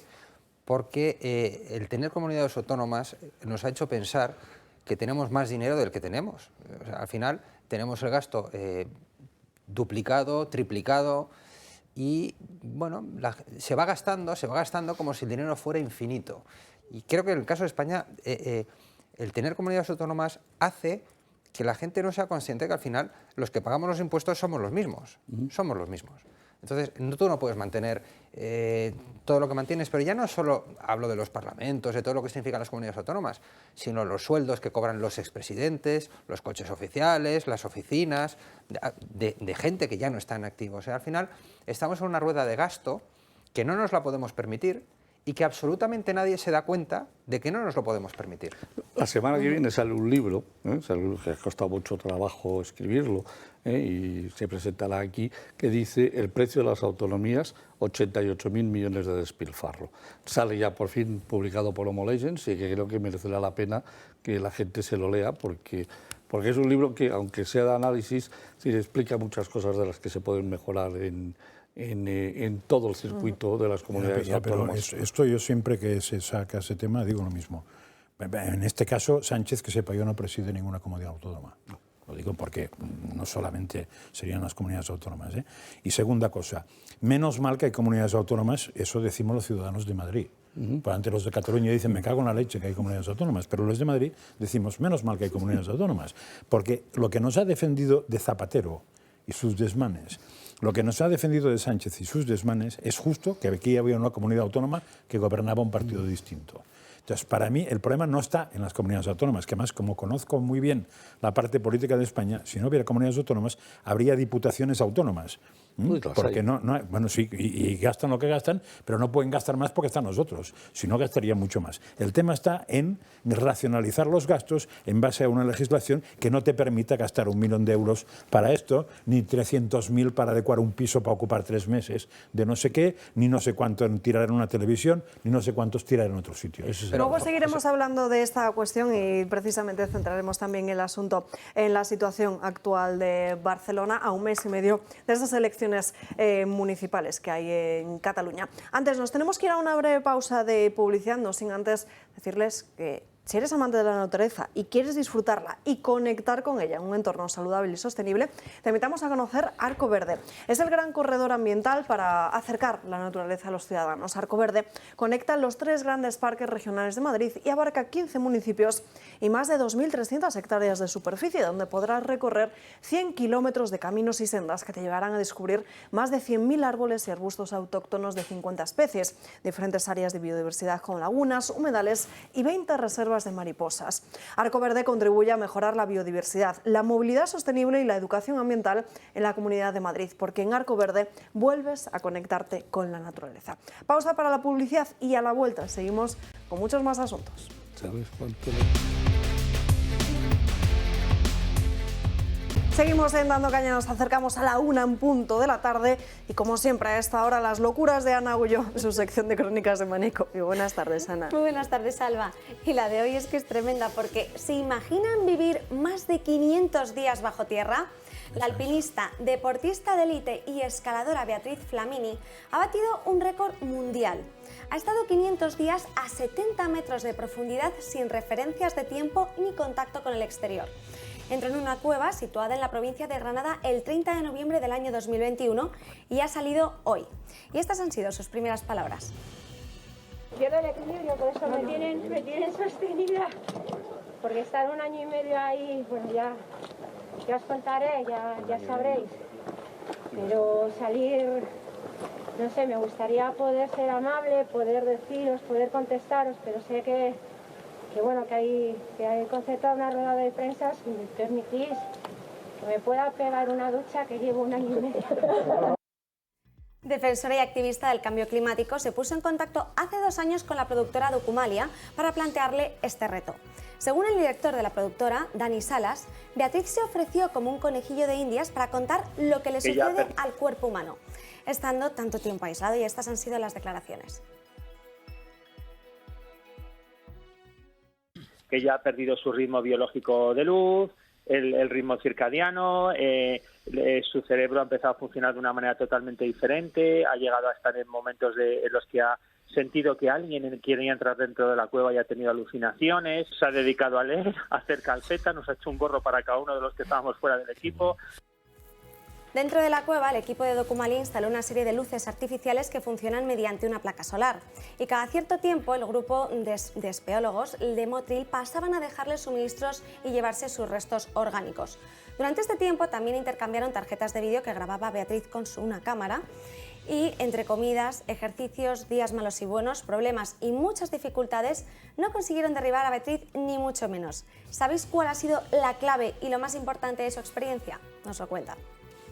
Como deportista de élite, como deportista extremo, me enfrento a este tipo de historias Para mí lo más importante es la coherencia. Tener muy claro y tener muy coherente que lo que piensas, lo que sientes y lo que dices están unidos. La coherencia nos dejaba con ese mensaje. Han sido muchísimas las preguntas que le han hecho los periodistas sobre vamos, la experiencia que había tenido durante tanto tiempo aislada. Y ella, uno de hecho le preguntaba, pero ¿querría haber salido antes? ¿En algún momento tiró la toalla? Dice, no, yo me quería haber quedado mucho más tiempo. Ha sido un reto totalmente personal. Yo no sé. ¿Por qué no lo ha hecho? No. Que la aportación que hace a la humanidad estando debajo de una cueva durante 500 días, yo la encuentro escasa. La aportación ya se ve que hace a su propio equilibrio mental es también escasa. La aportación que hace a su salud física es nula y es más bien negativa. Y por tanto, bueno, si de lo que se trata es de hacer un show, otro show más, utilizando pues quizás las facultades disminuidas de esta señora para aprovecharse de ella y hacer algo que te dé dinero porque puedas hacer un documental, etcétera. ¿Yo qué quieres que os diga? Es que claro, va a salir todo el mundo diciendo uy. Yo admiro a Ortega Lara, que pasó 500 y pico días en esas condiciones de forma forzada. Fue secuestrado y fue obligado a estar ahí. Hacerlo de forma voluntaria no creo que pase del calificativo de bobada. Pero luego puede haber otros si esta mujer enferma o si esta mujer efectivamente pierde la cabeza o pierde la lucidez o pierde el equilibrio mental, su armonía, etc. ¿no? La aportación a la humanidad de esto, cero. De hecho, le costaba hablar y en la rueda de prensa muchas de las veces se quedaba sin palabras y decía, es que yo durante este año y medio no he hablado ni en voz alta. O sea, he hablado conmigo misma, pero en el interior, pero no he pronunciado palabra. Entonces, claro, ahora a la hora de comunicarse le costaba muchísimo. Bueno, ella de hecho ha dedicado toda su vida a escalar, a vivir. Ella empezó haciendo la práctica de taekwondo. A los 17 años tuvo la oportunidad de irse a los Juegos Olímpicos, pero no lo hizo y se dedicó a escalar. Y entró con 48 años, ha salido con 50, claro. Y no sé, el último récord que teníamos era de Mulinit Belokoci, que debe ser ruso. Estuvo 464 días en una cueva de Serbia entre 1969 y 1970 y ella quería superar ese récord que ha hecho. Y si le queréis algo positivo, ha leído 90 libros durante eso. 60. O 60. He leído 60. Pero me parecen poquísimos, Pues sí. en 500 días que haces todo el día. 60 libros. Bueno, a lo mejor tenían una dimensión de 2000 páginas. Bueno, Cuenta que hay políticos en España que no han leído ninguno. Igual sería una buena recomendación. En esa cuevecilla. Pero a mí lo que me llama la atención es otra cosa, porque si no me equivoco, Ana, en la legislación española tú, por ejemplo, no puedes dormir en la playa. Ella de hecho, lo contaba, pedía esa solicitud a la administración y le ofrecieron hasta 4 cuevas, vieron a ver cuál era la más habitable y entonces eligieron al final esa. No, lo que no sé, lo que no he podido investigar es exactamente cuánta dimensión, es decir, cuántos metros había dentro de la cueva.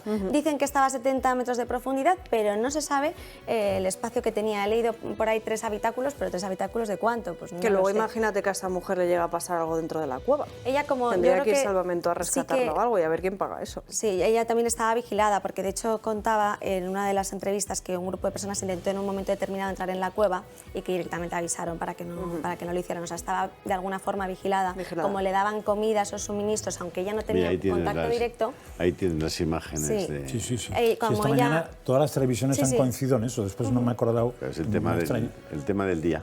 Sí, hay una cadena de televisión que lo he visto que estaban desde las 8 de la mañana hasta las 10:30, 11 aproximadamente que ha salido con una imagen ahí fija. Puede ser los intereses de los medios de comunicación. Pequeñito, sí. Yo veo pero muy una cosa bien que lo traigas este asunto en Crónicas de Manicomio. Cuadra bastante. No damos puntadas sin hilo. Pero ¿sabes qué quiere decir eso? ¿Sabes qué quiere decir eso? Que en el libro Guinness de los récords habría que dividirlo en 2, en récords normales y récords del manicomio. Y esto no sé dónde lo metería. A mí me han chocado 2 cosas que me han parecido un cierto... Porque he pensado que eso era un experimento científico muy estudiado, pero hay 2 cosas que me han hecho dudar ya y con lo cual no entiendo nada como siempre, ¿no?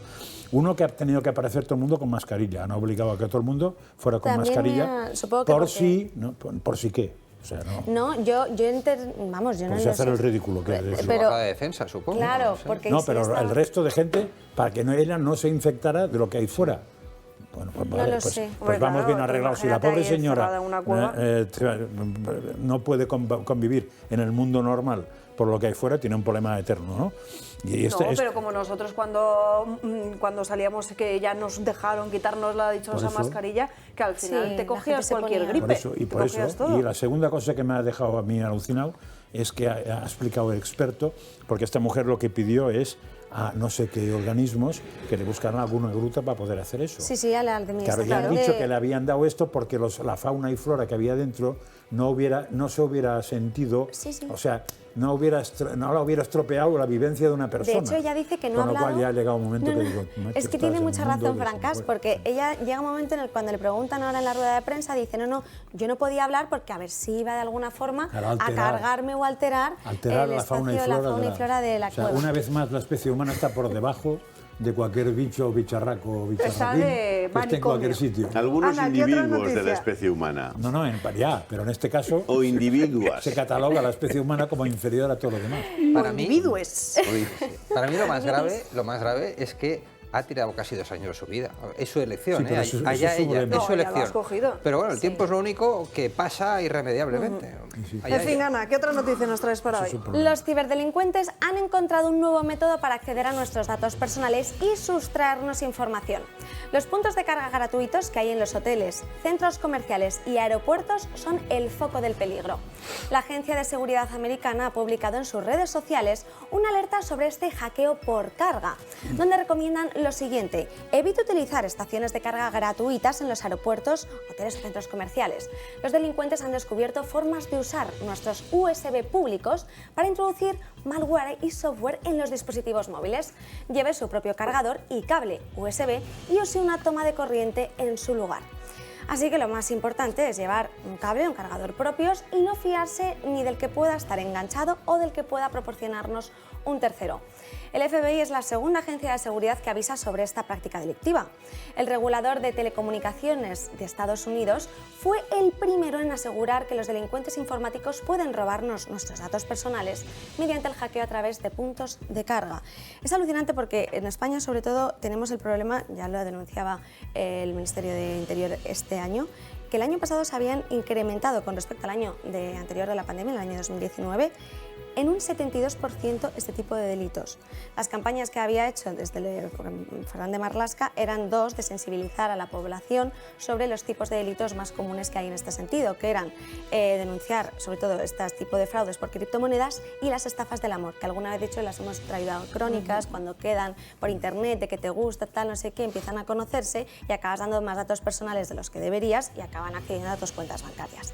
Sigue siendo en Estados Unidos, en el informe que detallaban, porque si en España ya tenemos una cifra de 300.000 denuncias, en Estados Unidos estamos hablando de unas 800.000 denuncias que se registraron el año pasado por este tipo de delitos, con pérdidas que superan los 10.300 millones de euros.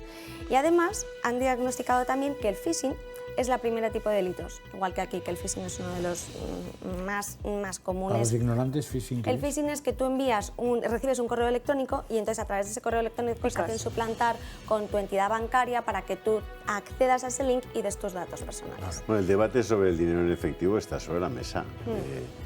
Vamos a ver, si tú tienes dinero en efectivo, te lo puede robar solo aquel que está lo suficientemente cerca de ti como para meterte la mano en el bolsillo, en la cartera y llevárselo, ¿no? Pero si tú lo que tienes es una tarjeta de crédito o dinero digital, te lo pueden robar desde Australia, sin moverse del sitio. Y búscalos. Sin ningún problema. La realidad es que el dinero digital es un peligro enorme, enorme. En el momento en que tú no dispones de tu móvil o de tu ordenador, no tienes nada. No tienes nada. Ha pasado a los ucranianos. No podían salir muchos del país porque no podían ya acceder a dinero. No había electricidad, no había conexión de móvil, no había... Y por otra parte estás completamente controlado. O sea, cuando ya no hay dinero físico, tú estás al albur de que decidan por ti. O sea, te van a tener hasta el último de tus movimientos bajo control. Es un disparate. Es un disparate y yo creo que ahí sí que deberíamos hacer uso del dinero efectivo cada vez más y tratar de defender preservar nuestra privacidad, nuestra libertad, nuestra autonomía. Claro, tal como lo explicas, da la sensación, que y es falsa, de que estás intentando decir que para huir un control de Hacienda, y no es eso. No es el control de Hacienda lo que te provoca un control de tu libertad. O sea, cualquier cosa que hagas va a ser controlada, porque se sabrá dónde pagas, qué compras, qué dejas de comprar, qué te gusta, qué no te gusta, qué usas, qué no usas. O sea, no es un problema, lo digo porque la gente a veces piensa eso, no, es que la gente que no quiere el dinero es porque quiere estafar a Hacienda. No es un problema de Hacienda, es un problema de libertad, que es muy distinto. Hacienda ya tiene todos tus datos. Distinto. Sí. Hacienda ya tiene todos tiene tus igual datos. Y no hace falta que sepas eso. Y no hace falta... De todos modos, también yo añadiría a eso que hemos dicho el tema de las redes colectivas. Que ya se dijo en su momento, el usar los wifi de ciudad, los wifi de hoteles públicos, los wifi de estaciones de metro, eso, es lo mismo. Si por el tubito entra, por ahí entra, sale y se da la vuelta y bailan por lo que queráis. Pues ya lo saben, hay que tener muchísimo cuidado. Ana Gullo, muchísimas gracias por estas crónicas de Manicomio. Nos vemos ya el lunes con más locuras. Hablamos ahora de otro asunto y nos vamos hasta Ceuta, porque esta mañana la frontera ha tenido que cerrarse después de que se haya registrado un intento de salto de más de 200 ilegales.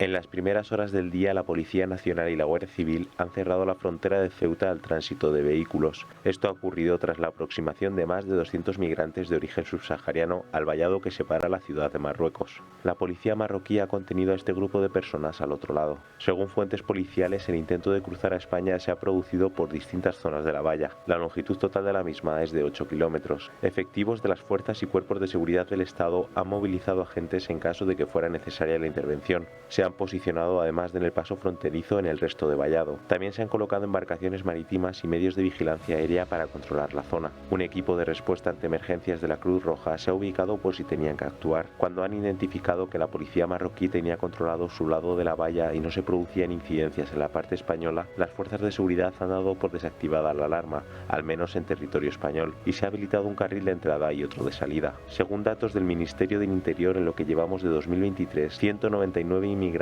han conseguido cruzar por vía terrestre la frontera de Ceuta de manera irregular y 16 lo han hecho por vía marítima.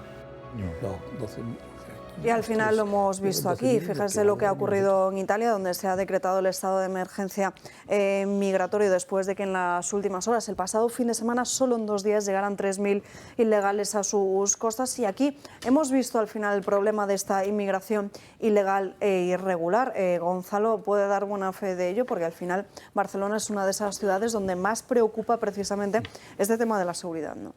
Así es, así es.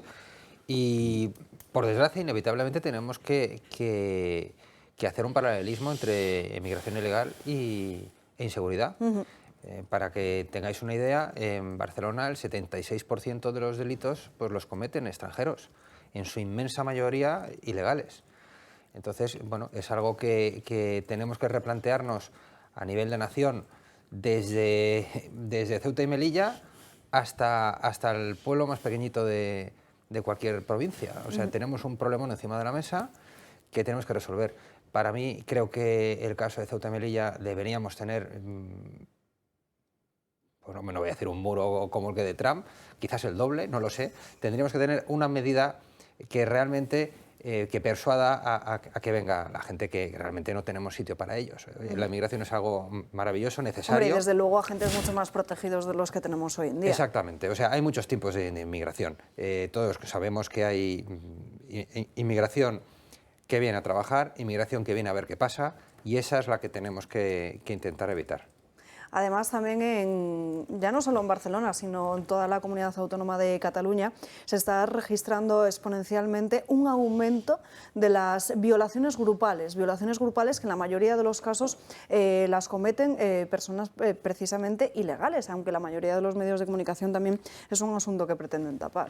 Así es, mira, sin ir más lejos, ayer en Rubí pues hubo una violación grupal que en casi ningún medio sale que son magrebíes. Oye, que insisto, no se trata de demonizar a nadie, pero sí poner el problema encima de la mesa, porque si no lo ponemos encima de la mesa es imposible resolverlo.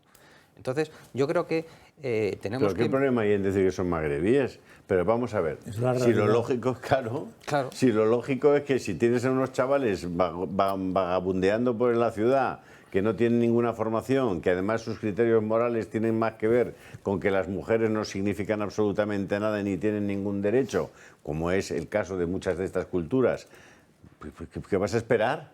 Chavales de 16, 17, 18 años. Pues eso. Ya, y si no sabes la procedencia y no analizas las características ¿cómo lo resuelves? de los delincuentes, ¿cómo lo resuelves? Exactamente. ¿Y cómo lo evitas? Si se trata de ir perdido y no tener datos, además es que yo creo que es muy fácil de imaginar esto que tú decías, como casi con perdón, asociar inmigración ilegal con delincuencia o con como queráis. Bueno, hay que ser políticamente muy correcto, pero así como de entrada, la inmigración ilegal ya es delincuencia por sí misma, porque es entrar en un país delincuentemente, con lo cual ya estamos en la primera de cambio. Entonces, separar las dos cosas ya es jodido, ¿eh? Pero la segunda cosa, o sea, imaginaos, yo me lo imagino a veces, que a mí con 15, 14 o 17, 25, 32, me sueltan a mitad de Nueva York. Sin un puñetero papel, porque no tengo papeles. Por algo he entrado en Nueva York sin tener papeles. ¿De qué vivo? Entonces caben dos opciones. O que ponga con perdón, no sé exactamente qué, para que me hagan lo que quieran y me den de comer. O sea, que viva como un perro. Acepto lo que sea con tal de que me den de comer. O me busco la vida por mi cuenta. Como no tengo papeles, no tengo nada, no puedo decir nada, no puedo trabajar, ¿cómo me busco la vida? Pues al primero que puedo. O sea, me salto lo que encuentre, primero las basuras, y después de las basuras, pues los no sé qué, y después si hay un coche abierto y tiene una carterita, y después, pues es normal. Ese es el problema. Si dejamos esa situación, la situación crea lo que crea. Yo creo pensarse lo contrario no es un problema de ser políticamente incorrecto, es un problema de imbécil. O sea, el que se crea que dejar a un tío colgado o cientos de tíos colgados en Barcelona o tal no va a mejorar. ¿No tiene consecuencias? Claro, pues entonces es que es tonto de nacimiento y lo que no merece es mandar nada, ¿eh? Bueno, tenemos a toda la progresía con este discurso que viven y realmente, en zonas distintas. Exactamente, hasta que no nos planteemos como sociedad que este es el principal problema de la delincuencia hoy en día en España, no la vamos a resolver. Y dentro de este problema de la inseguridad que vive Barcelona también hay otra cuestión, que es el asunto de las ocupaciones. Esta misma semana conocíamos datos oficiales de ello. Cerca de 9.000 ocupaciones han sido denunciadas entre enero y julio, casi la mitad en Cataluña, con la provincia de Barcelona a la cabeza. Allí se contabilizaron poco más de 2.800 ocupaciones, más del triple que en Madrid. La segunda comunidad en la que se denunciaron más hechos de este tipo en el primer semestre del año fue Andalucía y la que menos La Rioja. Teruel es la única provincia en la que no se denunció ninguna ocupación en el primer semestre del año. Estos son los datos que el Gobierno ha remitido a los diputados de Vox, que pidieron conocer los motivos del alto número de ocupaciones en Cataluña. En su respuesta, el Ministerio del Interior achaca el incremento de este tipo de delitos en los últimos años al elevado número de inmuebles vacíos y a la situación económica agravada por la invasión de Ucrania. Con respecto a las medidas a adoptar para combatir este fenómeno delictivo, Interior recuerda que en 2020 la Secretaría de Estado de Seguridad estableció un protocolo específico para las fuerzas y cuerpos de seguridad del Estado. También señala que la Fiscalía General impulsó una instrucción en el mismo sentido para orientar en el proceder de las actuaciones judiciales. Y además se publicaba también esta semana cómo en nuestro país, en España, se ocupan de media unas 46 viviendas cada día. Además, un tercio de ellas está en Barcelona. La ciudad condal parece haberse convertido en el epicentro de las ocupaciones y ha aumentado casi un 120% en los últimos 7 años. Así es. Y ahora, viendo el reportaje, pues vamos, me parece ridículo que digan que la guerra de Ucrania tiene algo que ver con las ocupaciones. Yo, que me pateo Barcelona de arriba abajo y que me voy a los pisos ocupas y que voy, no hay un ucraniano, alguno habrá quizás, pero seguramente estará de antes de la guerra. Los ocupas son de muchas nacionalidades y muchísimos son españoles. Son perroflautas que se ponen ahí con toda la cara, son también del Magreb, son de Sudáfrica, pero también hay del África subsahariana, pero también hay muchísimos españoles con mucha cara dura. Vamos a conocer esa encuesta de la que te hablaba al principio del programa, que no augura un mal futuro para Vox. Ahí lo están viendo. Pronostican que el 28 de mayo el arco del Ayuntamiento de Barcelona quedaría de la siguiente forma que están viendo. 11 escaños para Junts, 10 para En Comú Podem, 9 para el PSC, 5 para Esquerra, 3 para Vox y otros 3 para el Partido Popular. Me decías, Gonzalo, que no crees demasiado en las encuestas. No creo en las encuestas porque se equivocan, están cocinadísimas. Pero es que además esa encuesta, si la vemos, es terrible, ¿no? Es terrible porque nos está diciendo que nos puede gobernar o el separatismo o 4 años más de izquierda radical. Vamos a ver, nosotros lo que tenemos que hacer es trabajar calle a calle, barrio a barrio, dar nuestro mensaje y oye, las encuestas que nos dan que vamos subiendo, fantástico, pero lo que hay que hacer es trabajar. Barcelona está ahora mismo en una situación límite, yo creo que no aguanta 4 años más de este perroflautismo instaurado, y desde luego lo que no le conviene a Barcelona tampoco es volver a ser el epicentro de un segundo Prusés, con lo cual lo que nos queda es trabajar, intentar que la gente se dé cuenta, y sobre todo aquellos que les gustan tanto las matemáticas y les gusta hablar del voto útil, que se den cuenta que el voto útil en Cataluña claramente es Vox, porque somos la primera fuerza de largo, tenemos 11 diputados, mientras el Partido Popular tiene 3, con lo cual el voto útil es Vox, y nosotros tenemos la confianza de aquellos españoles, de aquellos barceloneses que se sienten españoles y que no les gusta la opción de la izquierda y del separatismo. Nosotros podríamos dar la sorpresa, hombre, no digo ser alcalde, oye, que tampoco lo descarto, nunca se sabe, hay que salir siempre a ganar, pero desde luego tener una buena, una situación en la que poder influir y poder cambiar las cosas, empezar a cambiar las cosas. Esta es una encuesta, todavía queda 1 mes y medio para esas elecciones, de hecho ni siquiera ha arrancado la campaña electoral, pero bueno, sí que es cierto que en Vox lo hace también Ignacio Garriga, lo hemos visto con muchísimos candidatos. Antes de las elecciones soléis patear siempre barrio a barrio para conocer cuáles son esas preocupaciones que tienen también los ciudadanos. Cuando sales a la calle, ¿qué es lo que te dicen los barceloneses? ¿Qué es lo que les preocupa en su día a día? Lo que te dicen todos es echar a Colau. Esto es lo que te dicen todos, pero no solo los votantes de Vox, eso es, realmente es que te lo dice todo el mundo. A la gente lo que preocupa sobre todo es la inseguridad. La inseguridad en Barcelona realmente está desmadrada, somos, por desgracia, el ejemplo a no seguir, porque lideramos todos los rankings de violaciones, de ocupaciones, de asesinatos, que han subido un 166%, absolutamente de todo, de robos, de hurtos, de todo. Luego tenemos el tema de la movilidad. La movilidad en Barcelona es muy complicada. La alcaldesa Colau ha hecho una ciudad pues grande, la ha convertido pues como si fuera un pueblecito en la que puedes ir andando a todas partes. Todos son carriles bici, todos son obstáculos, todos son problemas. Los tiempos de desplazamiento pues ahora mismo duplican a los de Madrid, que es una ciudad muchísimo más grande. No puedes aparcar en ningún lado, tienes radares por todas partes, somos la ciudad con más radares de España, radares además muchos que te multan a 30 km por hora, o sea que con un patinete vas más rápido que con el coche. O sea, la situación en Barcelona realmente es crítica. Tenemos también una escasez de vivienda total. Antes hablábamos de los pisos vacíos. Claro, ¿por qué pisos vacíos? Hay pisos vacíos porque el propietario está completamente indefenso. O sea, si te lo ocupan, estás perdido. Si no te pagan, tírate 2 años o 3 años para sacarlo. Y el coste. Y encima pagas el IBI. Y encima pagas los suministros, porque si no, el malo eres tú. Bueno, pues eso ha convertido en Barcelona una ciudad en la que en el último año y medio se han ido 100.000 personas. 100.000 personas, no hablo de un tema político, que ese es otro, sino porque no pueden vivir en Barcelona, se van al extrarradio. Bueno, pero estando tan preocupados por el tema de la vivienda, Colau y sus secuaces habrán construido muchos pisos, ¿no? Sí, realmente era una de las medidas estrellas de Colau, y para eso hicieron una norma en la que obligaban a toda nueva promoción que tuviera un 30% de VPO, y la verdad es que el éxito ha sido rotundo. Han conseguido 52 pisos en 4 años. Han construido 52 pisos de protección. No ellos. Digamos, hay promotores que han hecho sus números y que les han salido, y esos han sido pues 52 pisos, porque es que no podemos cargar a un promotor privado esta responsabilidad. El promotor está para ganar dinero, no para perderlo.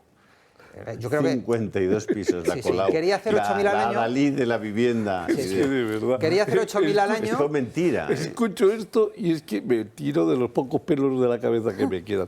Pero no te tires de los pelos. Nosotros somos, y me da muchísima pena decirlo, somos ahora mismo, y repito, me da mucha pena decirlo, somos el hazmerreír de toda Europa a nivel de modelo de ciudad.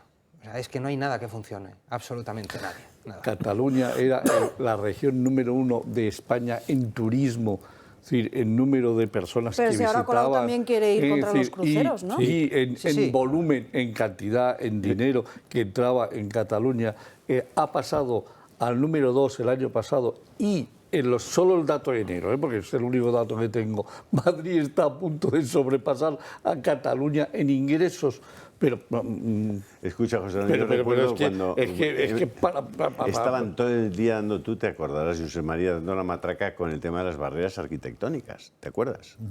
Y se trataba de que los ciegos, los discapacitados, tuvieran accesibilidad garantizada y el movimiento como cualquier otra persona en la ciudad, ¿no? Lo cual es muy justo y muy conveniente que eso sea así. En este momento, como seas ciego y trates de pasar la diagonal de lado a lado, muchacho, o sea, entre el carril patinetes, el carril bici, el carril... Bueno, es que es una cosa acojonante. O sea, los de Barcelona matan al ciego. No, vamos, que lo matan, vamos. Bueno, yo no sé si sois conscientes de eso, pero es que es inandable. O sea, no solamente en coche, es que tienes un montón de riesgos siendo un peatón en Barcelona. Totalmente. Sí, me parece una cosa demencial. Lo que hay que hacer es no cambiar de acera, ¿no? No cambiar de acera. No, aún así te la juegas. Ni caminar. Como es muy cuadriculado todo, puedes dar la vuelta a la manzana. Hombre, eso será en el Sánchez. Ya no, porque también nuestra alcaldesa se ha cargado el Plan Sardá, que era la envidia de Europa, que hacía de Barcelona una ciudad cuadriculada. Ahora no, ahora ha sacado lo de las superillas, que son, pues, por ejemplo, la calle Consejo de Ciento, que es una calle muy larga de Barcelona, que cruza de lado a lado. Ahora es toda la calle, la está haciendo peatonal, entera. Lo que hace que tengas que dar un montón de vueltas con el coche. Entonces ya no puedes hacerlo. No. O sea, ahora mismo la contaminación está disparada porque es un atasco constante Barcelona. En la Diagonal, para que tengáis una idea, la Diagonal es pues una calle equivalente a la Castellana, es la calle más ancha de Barcelona. Hay trozos donde hay un carril. Un carril por sentido. Entonces, Navidad de 2 a 3 más los laterales. Sí, entonces... 2 a 3 por lado más los laterales. En el lateral tienes nada más un carril... Los laterales eran 2 y 2. Correcto. Ahora en medio como serían 3 y 3. Pero fíjate, tienes un carril... Ahora tú vas por el lateral de la Diagonal y te obligan a girar a la derecha. No puedes ir recto. Pero no puedes ir recto, no se sabe por qué, te obligan a girar a la derecha. Entonces, eso en cada calle. Entonces, es un tío vivo que das vueltas y vueltas y vueltas. Y para hacer un trayecto que andando lo haces en 8 minutos, en coche lo haces en 32. Y así funciona todo. Por eso nosotros lo queremos... Me alegro de no estar por ahí, porque yo me pateaba a Barcelona en su momento, sin tantos problemas. Yo estuve el otro día, me quedé aterrado. De verdad que tienes que mirar a todas partes. A todas partes cuando vas a cruzar. Ciego. Y tú no eres ciego. No, es un peligro. Bueno, de hecho falleció una mujer por un atropello de bicicleta hace relativamente poco, ¿no? Cada 2 por 3. Bueno, ha habido 200 accidentes, me parece que había cada día, o de patinete, o de bici, o de... Yo que iba en moto... Bueno, lo de las motos en Barcelona siempre ha habido muchos accidentes. Mira, las motos... Es que ahora son patinetes, bicicletas... Las motos, que son las que salvan Barcelona de que sea un atasco todavía peor, los datos de siniestralidad de las motos son tremendos. Sí. Son tremendos. El 70% de los fallecidos en la calle en Barcelona son motoristas. No, yo sé que, y estoy hablando de hace 20 años, cada vez cuando llegaba a casa respiraba con la moto. Decía, una tarde salvada está muy bien. Molto pericoloso. Y el peligro no estaba en los coches, estaban las otras motos. En las propias motos, sí, Porque yo me acuerdo de cuando tú en un semáforo que consigues ponerte delante, se pone verde y arrancas, tienes, normalmente en una moto, las que tú sabes yo, tienes un movimiento que puede ir un palmo o 2, ¿no? Sí. Bueno, pues venía como loco una moto por atrás que te pasaba 1 centímetro. Sí. Con lo cual, como te pillara haciendo este palmito palí y pasaba, catacrack, y de aquí al suelo era inmediato. Sí, o sea, llegabas cada día a casa dando gracias a Dios de haber llegado vivo. Y luego tenemos otra cosa que nadie comenta, ¿no? La zona de bajas emisiones, lo que sería aquí en Madrid Central, en Barcelona es la ciudad entera. Esto es una medida que a los que menos tienen les destroza.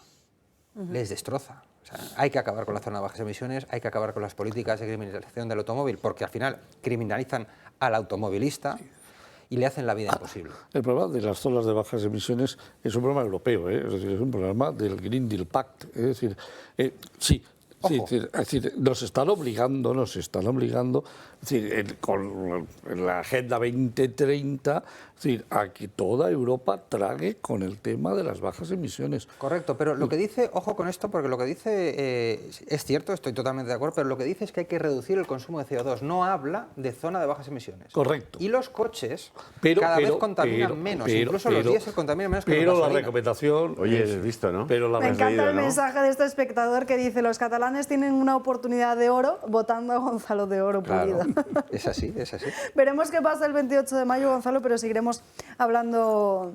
Que toda Cataluña y toda muchas gracias Barcelona contigo. te conozca y sepan que hay un tipo estupendo que Vox lo presenta a las elecciones del Ayuntamiento de Barcelona y que tiene sentido común. O sea, si es que no hace falta mucho más. O sea, Y no tiene solo- Y que es sentido oro común y pulido. ganas de trabajar. Y que es oro Y no un pulido. tipo estupendo, que también lo soy, confianza, sino un partido detrás de este tipo estupendo con ganas de cambiar las cosas de verdad, y de hacer oposición de verdad si hay que hacerla.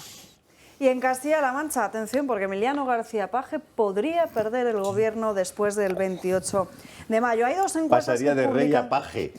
Joder, ¿cómo estamos? Hay dos encuestas hoy. Esta que están viendo, si no me equivoco, es la de OK Diario, efectivamente. Pronostica una victoria para el Partido Popular con 16 parlamentarios, 15 para el Partido Socialista y 2 para Vox. Es decir, PP y Vox, si suman, pueden formar gobierno. Más o menos el mismo escenario es el que pronostica la encuesta del diario El Español. Eso sí, sí queda más asientos para Vox. No sé si podemos ver la otra encuesta, la que publica, como decimos esta mañana, El Español, basada en los datos de Sociométrica. Ahí lo están viendo. El PSOE tendría 15, 14 para el Partido Popular y 4 para Vox. Sumarían 18 y en este caso estarían por encima del PSOE. Y supongo que esta encuesta no tiene nada que ver con Pedro Sánchez, ¿no? Esta encuesta puede responder también a esas intenciones de Emiliano García Paje y a esas afirmaciones de que dice que no tiene jefe y que las cosas de Madrid a él le quedan muy lejos. Ya, pero que las bajadas que tiene el PSOE en cualquiera de las dos encuestas tienen Eso que ver es. con Emiliano García Paje bastante menos que con Pedro Sánchez.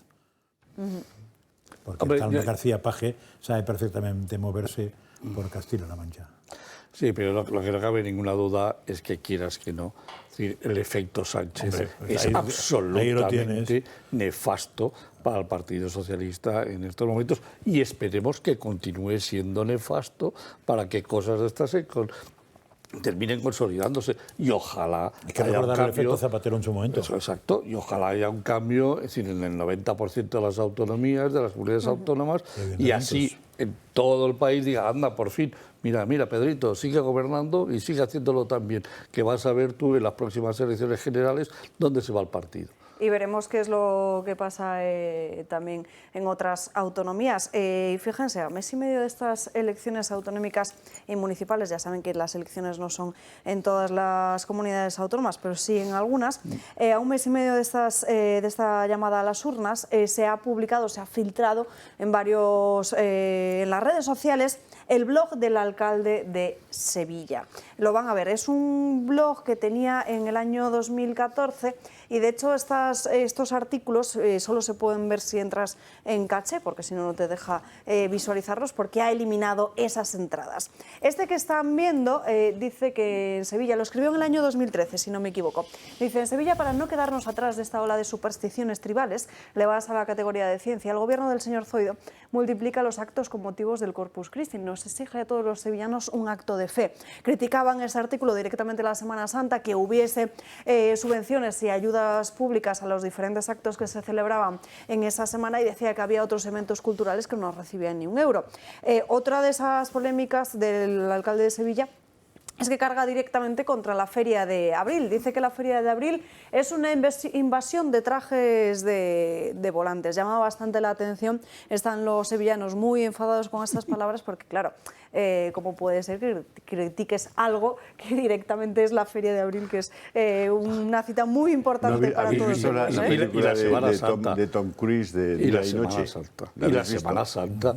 Es decir, que la Semana Santa en que mezcla Sevilla, todo. perdóname, es uno de los temas más bonitos y más espectaculares, como para meterte con los sevillanos y su Semana Santa, ¿no? Fastidio. Y ya, Bueno, la hay Feria de gente Abril- pa' todo. hay gente pa' todo. Estas entradas por eso Pero ya tú no están borradas Tú de no su te blog, preocupes, José Ramón, que este no va a hacer que decaiga ni la Feria de Abril, ni la Semana Santa de Sevilla. Ya lo ni nada de intentaron esto. con la Pero Semana miraros Santa. la película Día y Noche de Tom Cruise y Cameron Díaz. No creo sé, que Cameron, ¿seguro que es Cameron? Yo creo que sí, creo que Tom sí. Cruise es seguro y los Cameron sanfermines Díaz. también. pero- Y que, bueno, te partes. Empieza a decir, bueno, y ahora estamos, dice Tom Cruise, ya están en España y tal, estamos en los Sanfermines y tal, aparece Sevilla y aparecen por las calles de Sevilla, al lado de la Catedral de Sevilla, unos tíos vestidos de pamplónica con los toros detrás. Tío. Y otra vestida de fallera mayor. Dios, ¿cómo Salió una señora vestida de fallera mayor también. Hacen un pupurri ahí de todo. Nos vamos a ir a viva una España, pausa nos vamos a ir a la última pausa de publicidad. A la vuelta abrimos ya sí página económica con los datos que nos ha preparado para ahí José Ramón Riera y les mostramos también las imágenes que están indignando a todo Reino Unido. Una bailarina trans. Se lo contamos a la vuelta. Suciedad, porquería, basura, pero sobre todo, y lo que preocupa a sus votantes, la inseguridad. Por todos. Una zona no-go, ¿no? Que dicen que... Pues no sé si es una zona no-go, desde luego nosotros ahí no tenemos miedo de entrar, pero eso es una cosa y otra cosa es que cuando vayamos podamos resolver los problemas como nos gustaría a nosotros. Si yo no puedo cubrir mi propia seguridad, va a ser difícil que cubramos la de los vecinos.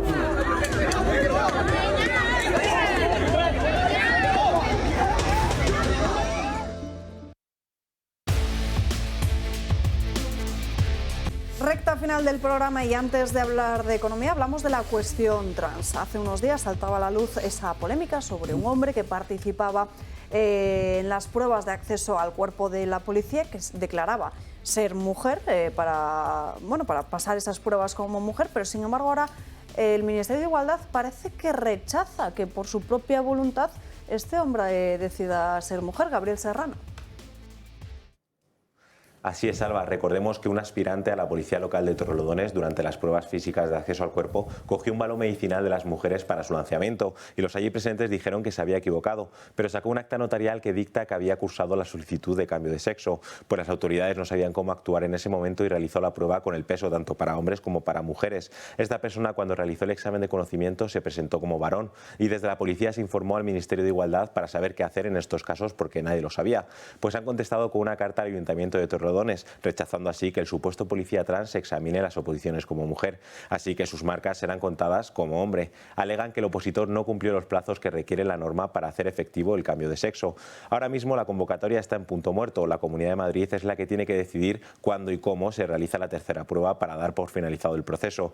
Estos problemas que llegan a Irene Montero y su equipo se producen cuando te centras simplemente en una ley puramente ideológica. Bueno, al final, gracias Gaby, rechazan lo que ellos mismos imponen. Pero me da la sensación de que el tema está si se aplica la ley estatal o se aplica la ley autonómica. Este se acogió a la ley autonómica. Y tendría mucha gracia que la ley autonómica fuera más, diríamos, más desastre que la ley estatal, porque entonces todas las quejas que está haciendo el propio PP de Madrid sobre la ley estatal, hombre, tendría un poco de morro, ¿no? Desde luego. Además, quiero mostrarles esas imágenes que además Julia ha compartido a primera hora esta mañana en su canal de Telegram, Julia Ariza el Toro, sobre una bailarina trans. Bueno, el vídeo que van a ver, a la izquierda está una mujer biológica y a su derecha una mujer trans. No, una mujer y una mujer trans. Y una trans. Y van a ver ustedes las cualidades de cada una de ellas bailando.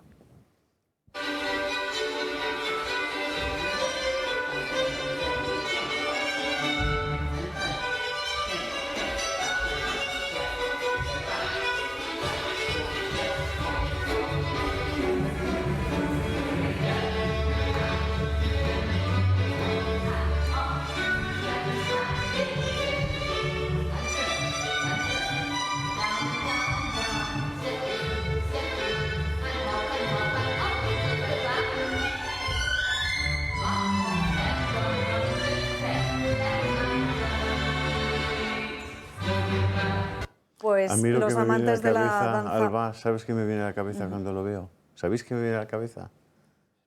Pues me viene a la cabeza el traumatólogo que va a tener que tratar al bailarín que tenga que levantar a esa bailarina por la cintura.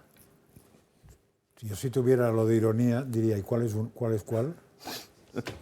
Tú te puedes imaginar. Están indignados o sea, los están llegando a un punto. Yo pensaba, joder, como la tuviera que levantar. Ahí lo tenéis. Hay mucha indignación, pero no solo por la imagen en sí de cómo baila, sino porque también... si me dejáis contar la fuerza un de la minuto. gravedad. Un minuto, muy rápido. Que están indignados porque al final las imágenes están grabadas en la Real Academia de Danza de Reino Unido. Es una escuela muy prestigiosa que tiene muy poquitas plazas y al parecer esta mujer trans fue admitida en el año 2017 por méritos propios. Entonces, pues claro, ahí están las imágenes. Bueno, la prueba del 7 es el día que ofrezcan el espectáculo público y el público tenga que pagar para verlas, que lo hagan en 2 salas distintas, y excepto el primer día, que la gente por morbo puede ser que vayan una, no a la otra, que vean cuánta gente va a final de mes en cada una y ya está.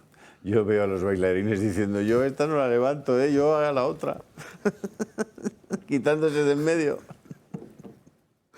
Bueno, cambiamos de asunto, dejamos la cuestión trans aquí para que nos dé tiempo a centrar la última parte del programa en la cuestión económica. Esa misma mañana el Instituto Nacional de Estadística ratificaba los datos y la evolución de los precios en el mes de marzo. La tasa del IPC se mantiene en el 3,3% y atención al precio de los alimentos, siguen esa tasa del 16, por encima del 16%, un 16,5%. Además, como saben, para hacer frente a esta inflación, el Gobierno ha ido aprobando en los últimos meses constantemente diferentes ayudas que, sin embargo, al hacer ahora la declaración de la renta, suponen la mitad, en algunos casos, de esa cuantía.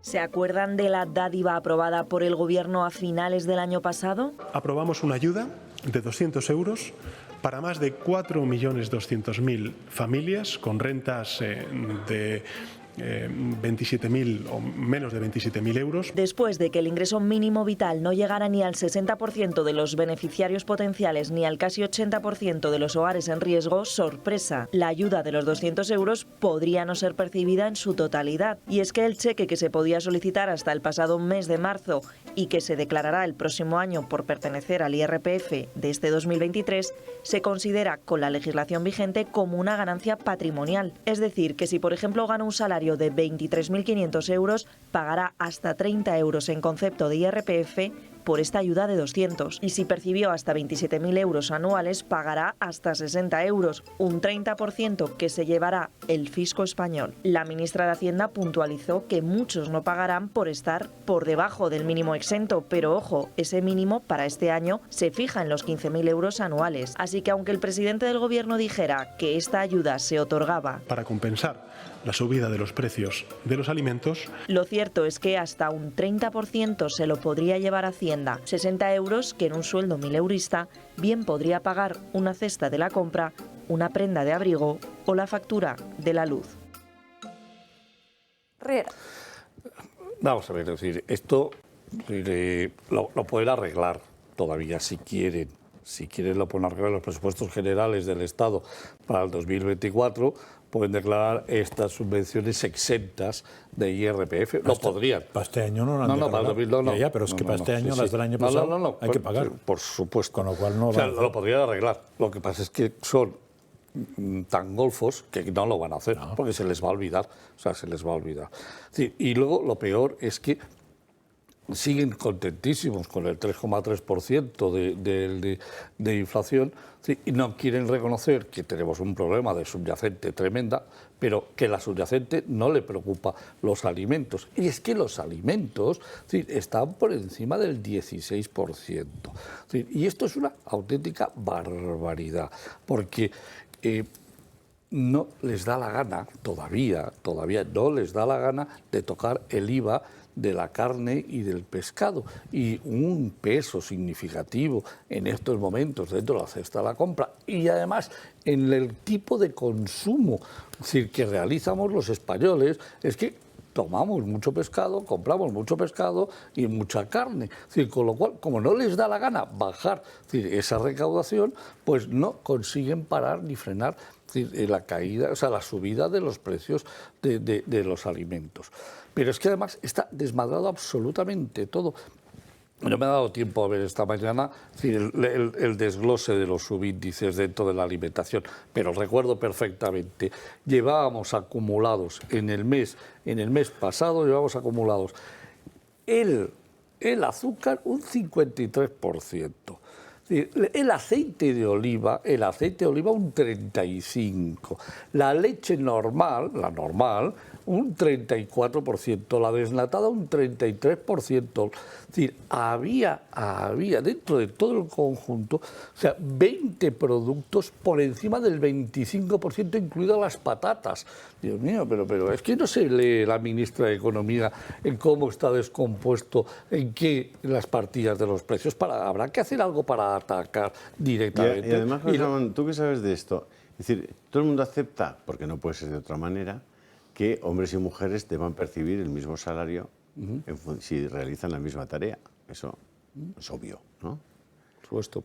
¿Cuánto han subido las pensiones no contributivas este año en España? Por lo menos, un 15%. Un 15%. ¿Sabes cuánto han subido las pensiones contributivas? Es decir, las de jubilación, un 8,5%.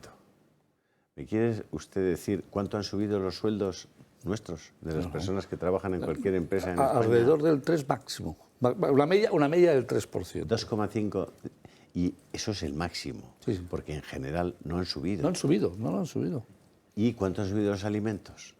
Es decir, ¿qué está pasando? Están ampliando una brecha de desigualdad en España brutal. Es que los alimentos... Si el dato, los menús que costaban antes de Semana Santa 12 euros y medio... 14. 15. Después de Semana Santa están todos a 15, al menos por esta zona. Pero es que además tú hablas con los bares y con los restaurantes de los menús y te dicen, mira, lo siento, Joserra, a mí me lo dicen al lado de mi oficina, lo siento, Joserra, tengo que subir 2 euros porque es que si no, tengo que dejar de poner un menú. Es decir, me lo han subido de 12,5 a 14,5. Pues ya sabes, 20 días de trabajo por 15, 300 pavos al mes en menús. Para comer, solo para comer. Solo para poder comer, solo para poder comer. Menú, que no estamos hablando de cartas, menú. Estamos hablando de menú. No, menú. Estamos hablando del menú barato en Madrid, vamos. Sí, del menú de toda la vida, que hace 2 años estaba en 10,50. 10,50, ahora cuesta 14,50, que es un 40% más, que es la subida de los alimentos. Es decir, que es los alimentos, claro, les ha subido la electricidad, les ha subido todo, claro. Es decir, por todos los sitios, los impuestos, es decir, claro. Pero lo curioso es que han aprovechado la Semana Santa, es que ha sido entrar en Semana Santa con un precio y salir con otro precio. Riera, cuéntanos los datos que nos has preparado para hoy. Vamos a ver, yo lo que he traído para hoy es algo que es tremendamente llamativo. Se cerró el año, es decir, la contabilidad de la Administración General del Estado, es decir, con 597.000 millones sin contar los ayuntamientos, pero con una sorpresa tremenda, que en el mes de diciembre se contabilizaron 88.000 millones de gastos cuando la media estaban siendo 44.000 millones de euros de gastos. Digo, bueno, pues esto es las facturas que han salido de debajo de la mesa y se han contabilizado en el último día o en el último mes del año para evitar que se queden ahí. Lo que no sabemos es si se han quedado muchas o no. Pero claro, llega el mes de enero y tú dices, vamos a ver qué ha pasado. Y entonces resulta que me cojo 3 datos de la contabilidad que publica la Intervención General de la Administración del Estado, que es el órgano responsable del tema, y en enero van y se contabilizan 2.172 millones de euros de gastos financieros. ¿Cuándo? En diciembre se contabilizaron 3.600, en noviembre 3.019 millones y en octubre 2.558 millones. Digo, venga, vamos a quitar diciembre, que puede estar distorsionado porque hayamos colocado gastos que estaban pendientes de contabilizar. Claro, si yo digo, me he contabilizado 2.172 en enero y en noviembre contabilicé 3.019, se me han quedado 847 millones pendientes de contabilizar. Bueno, que son intereses. Vamos a ver los gastos corrientes. Los gastos corrientes en octubre se contabilizaron 4.288, en noviembre 5.500 y en diciembre 7.700. Dices, bueno, venga, diciembre lo quito porque afloramos gastos. Hombre, pero de los corrientes solo hemos contabilizado 3.160 millones, cuando contabilizamos en octubre 4.288 y en noviembre 5.500. Es decir, nos hemos dejado sin contabilizar 2.363 millones de euros. Digo, bueno, vamos a ver los gastos de capital. Pues los gastos de capital hemos contabilizado 2.089 en enero, cuando habíamos contabilizado en octubre 4.997, en noviembre 3.700 y en diciembre, que sacamos de debajo de la chistera, 9.800. Es decir, si lo comparamos con noviembre, nos hemos dejado otros 1.692 millones. Que esto sumado, solo estos tres conceptos, nos hemos olvidado de contabilizar 4.900 millones de euros. Y hemos dado un déficit oficial de la GAE de 5.044 millones. 5.044 más 4.900 hace que el déficit sea 9.900 millones de euros, que si nos lo llevásemos hacia final de año, estamos hablando de 10.000 por 12, 120.000 millones. Fijaros, cuando he dicho esta mañana, con la deuda, si me la multiplico por 4, me voy a 130.000 millones, el déficit, si lo cojo con lo que he dejado de contabilizar, me lo llevo a 120.000 millones. ¿Qué está pasando? Es decir, pues está pasando una cosa, es decir, que no se quiere contar la verdad, o sea, no se le está dando... O la IGAE se tapa los ojos y no quiere saber nada y solo contabiliza lo que le dan, o está participando con el resto del mundo de algo que es, el resto de las administraciones, que es muy duro y muy serio. Es decir, no estamos contabilizando los gastos reales. Es imposible que nos hayamos gastado en intereses 2.100 millones cuando tenemos 75.000 millones de euros más de deuda que el año pasado, y ahora hablaremos de cómo han evolucionado los tipos de intereses, porque lo vais a ver a continuación. No, hombre, no. Si en noviembre hemos contabilizado 3.000 millones de euros de gastos financieros, de intereses, no podemos contabilizar 2.172 millones. Pero si vamos a la segunda parte, es cómo estábamos de tipos de interés que pagaba el Estado de tipos de interés, es decir, en enero del 2022.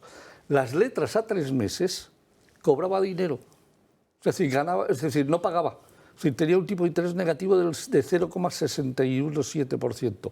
Las letras a 12 meses tenían un tipo de interés negativo de 0,529%. Y los bonos a 3 años de menos 0,389. Bien, las otras, es decir, 5 a 7 años, 10 años y 15 años estaban en positivo. Pero es que en marzo de este año ya hemos pasado todo a positivo.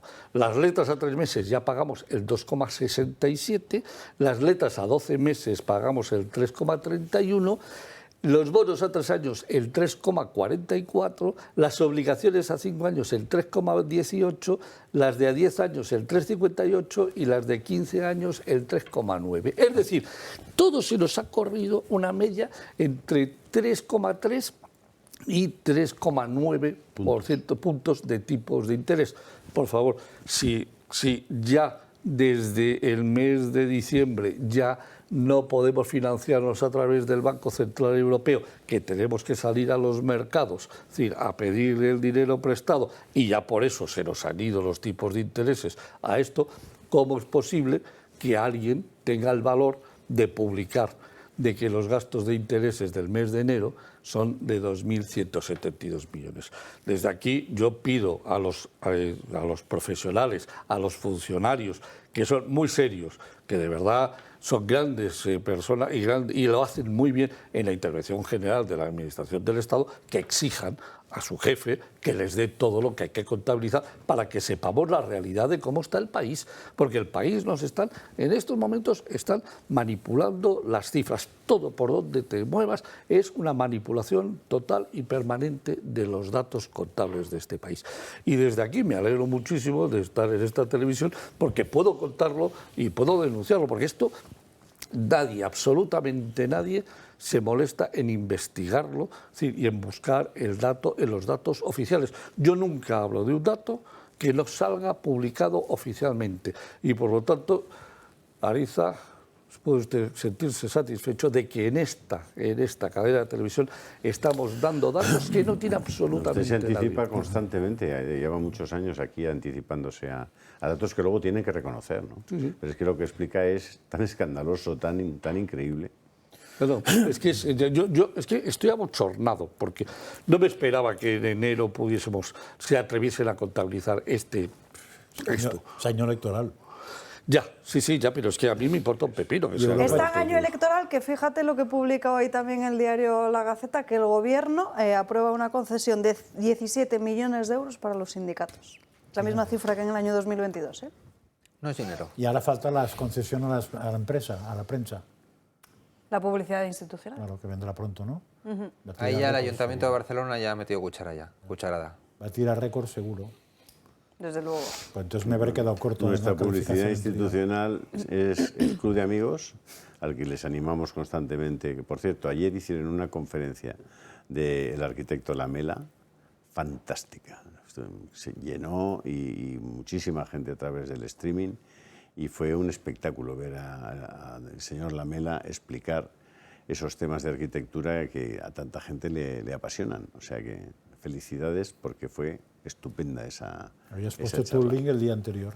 Efectivamente, efectivamente. Les felicito. Y a charlas como esa y a otro tipo de actividades podéis tener acceso si os dais de alta en ese club de amigos, que son miles y miles de personas las que ya están allí y permiten que esta televisión siga adelante. Tanto para darse de alta como para apuntarse a esas actividades, la página web clubdeamigos.eltorotv.com. Pues sí, y muchísimas gracias. Y por supuesto, si podéis tener ese pequeño detalle de poner ese SMS al 28088, pues garanticéis que podamos seguir adelante y presentar, por ejemplo, al candidato de Vox a la alcaldía de Barcelona, que no sé si me darás la razón, pero va a ser muy difícil que estés en ninguna otra televisión en Cataluña. Va a ser difícil, pero lo vamos a luchar. Y mientras tanto, una última noticia que no quiero que se nos olvide, porque ayer les contábamos que Meritxell Batet habría borrado cierta información del registro de entradas y salidas del Congreso de los Diputados, sobre todo las referentes al Tito Berni, ese diputado del Partido Socialista que tuvo que dimitir por estar implicado en todo el caso mediador. Publica hoy el diario El Debate cómo estaría Batet ocultando sus gastos personales como presidente y los camufla además en el de todos los diputados. Atención, porque los diputados del Partido Popular están denunciando a través de las redes sociales que se está enviando una carta desde la presidencia del Congreso amenazando y exigiendo rectificaciones. Dice en esta carta que la divulgación de afirmaciones en Twitter suponen una imputación muy grave hacia la presidenta de la Cámara del Congreso y que exigen rápidamente pues que rectifiquen esas afirmaciones o que no mantengan con conocimiento de falsedad o con un claro desprecio a la verdad esas palabras que están manteniendo no solo desde el Partido Popular, sino desde diferentes grupos y también de medios. Nos despedimos, no hay tiempo para más. Muchísimas gracias a todos por acompañarnos a lo largo de esta mañana. Hoy en Dando Caña, y mañana les reitero, a las 7. Mañana a las 7. Y además, si les ha Cibeles. gustado el programa de hoy, estos últimos 10 segundos para pedirles que nos envíen un mensaje de texto con la palabra toro al 28088. Por €1,20 podrán ayudarnos. Les deseamos que tengan un feliz fin de semana. Les veo el lunes aquí a las 12 puntual, como siempre, en Dando Caña.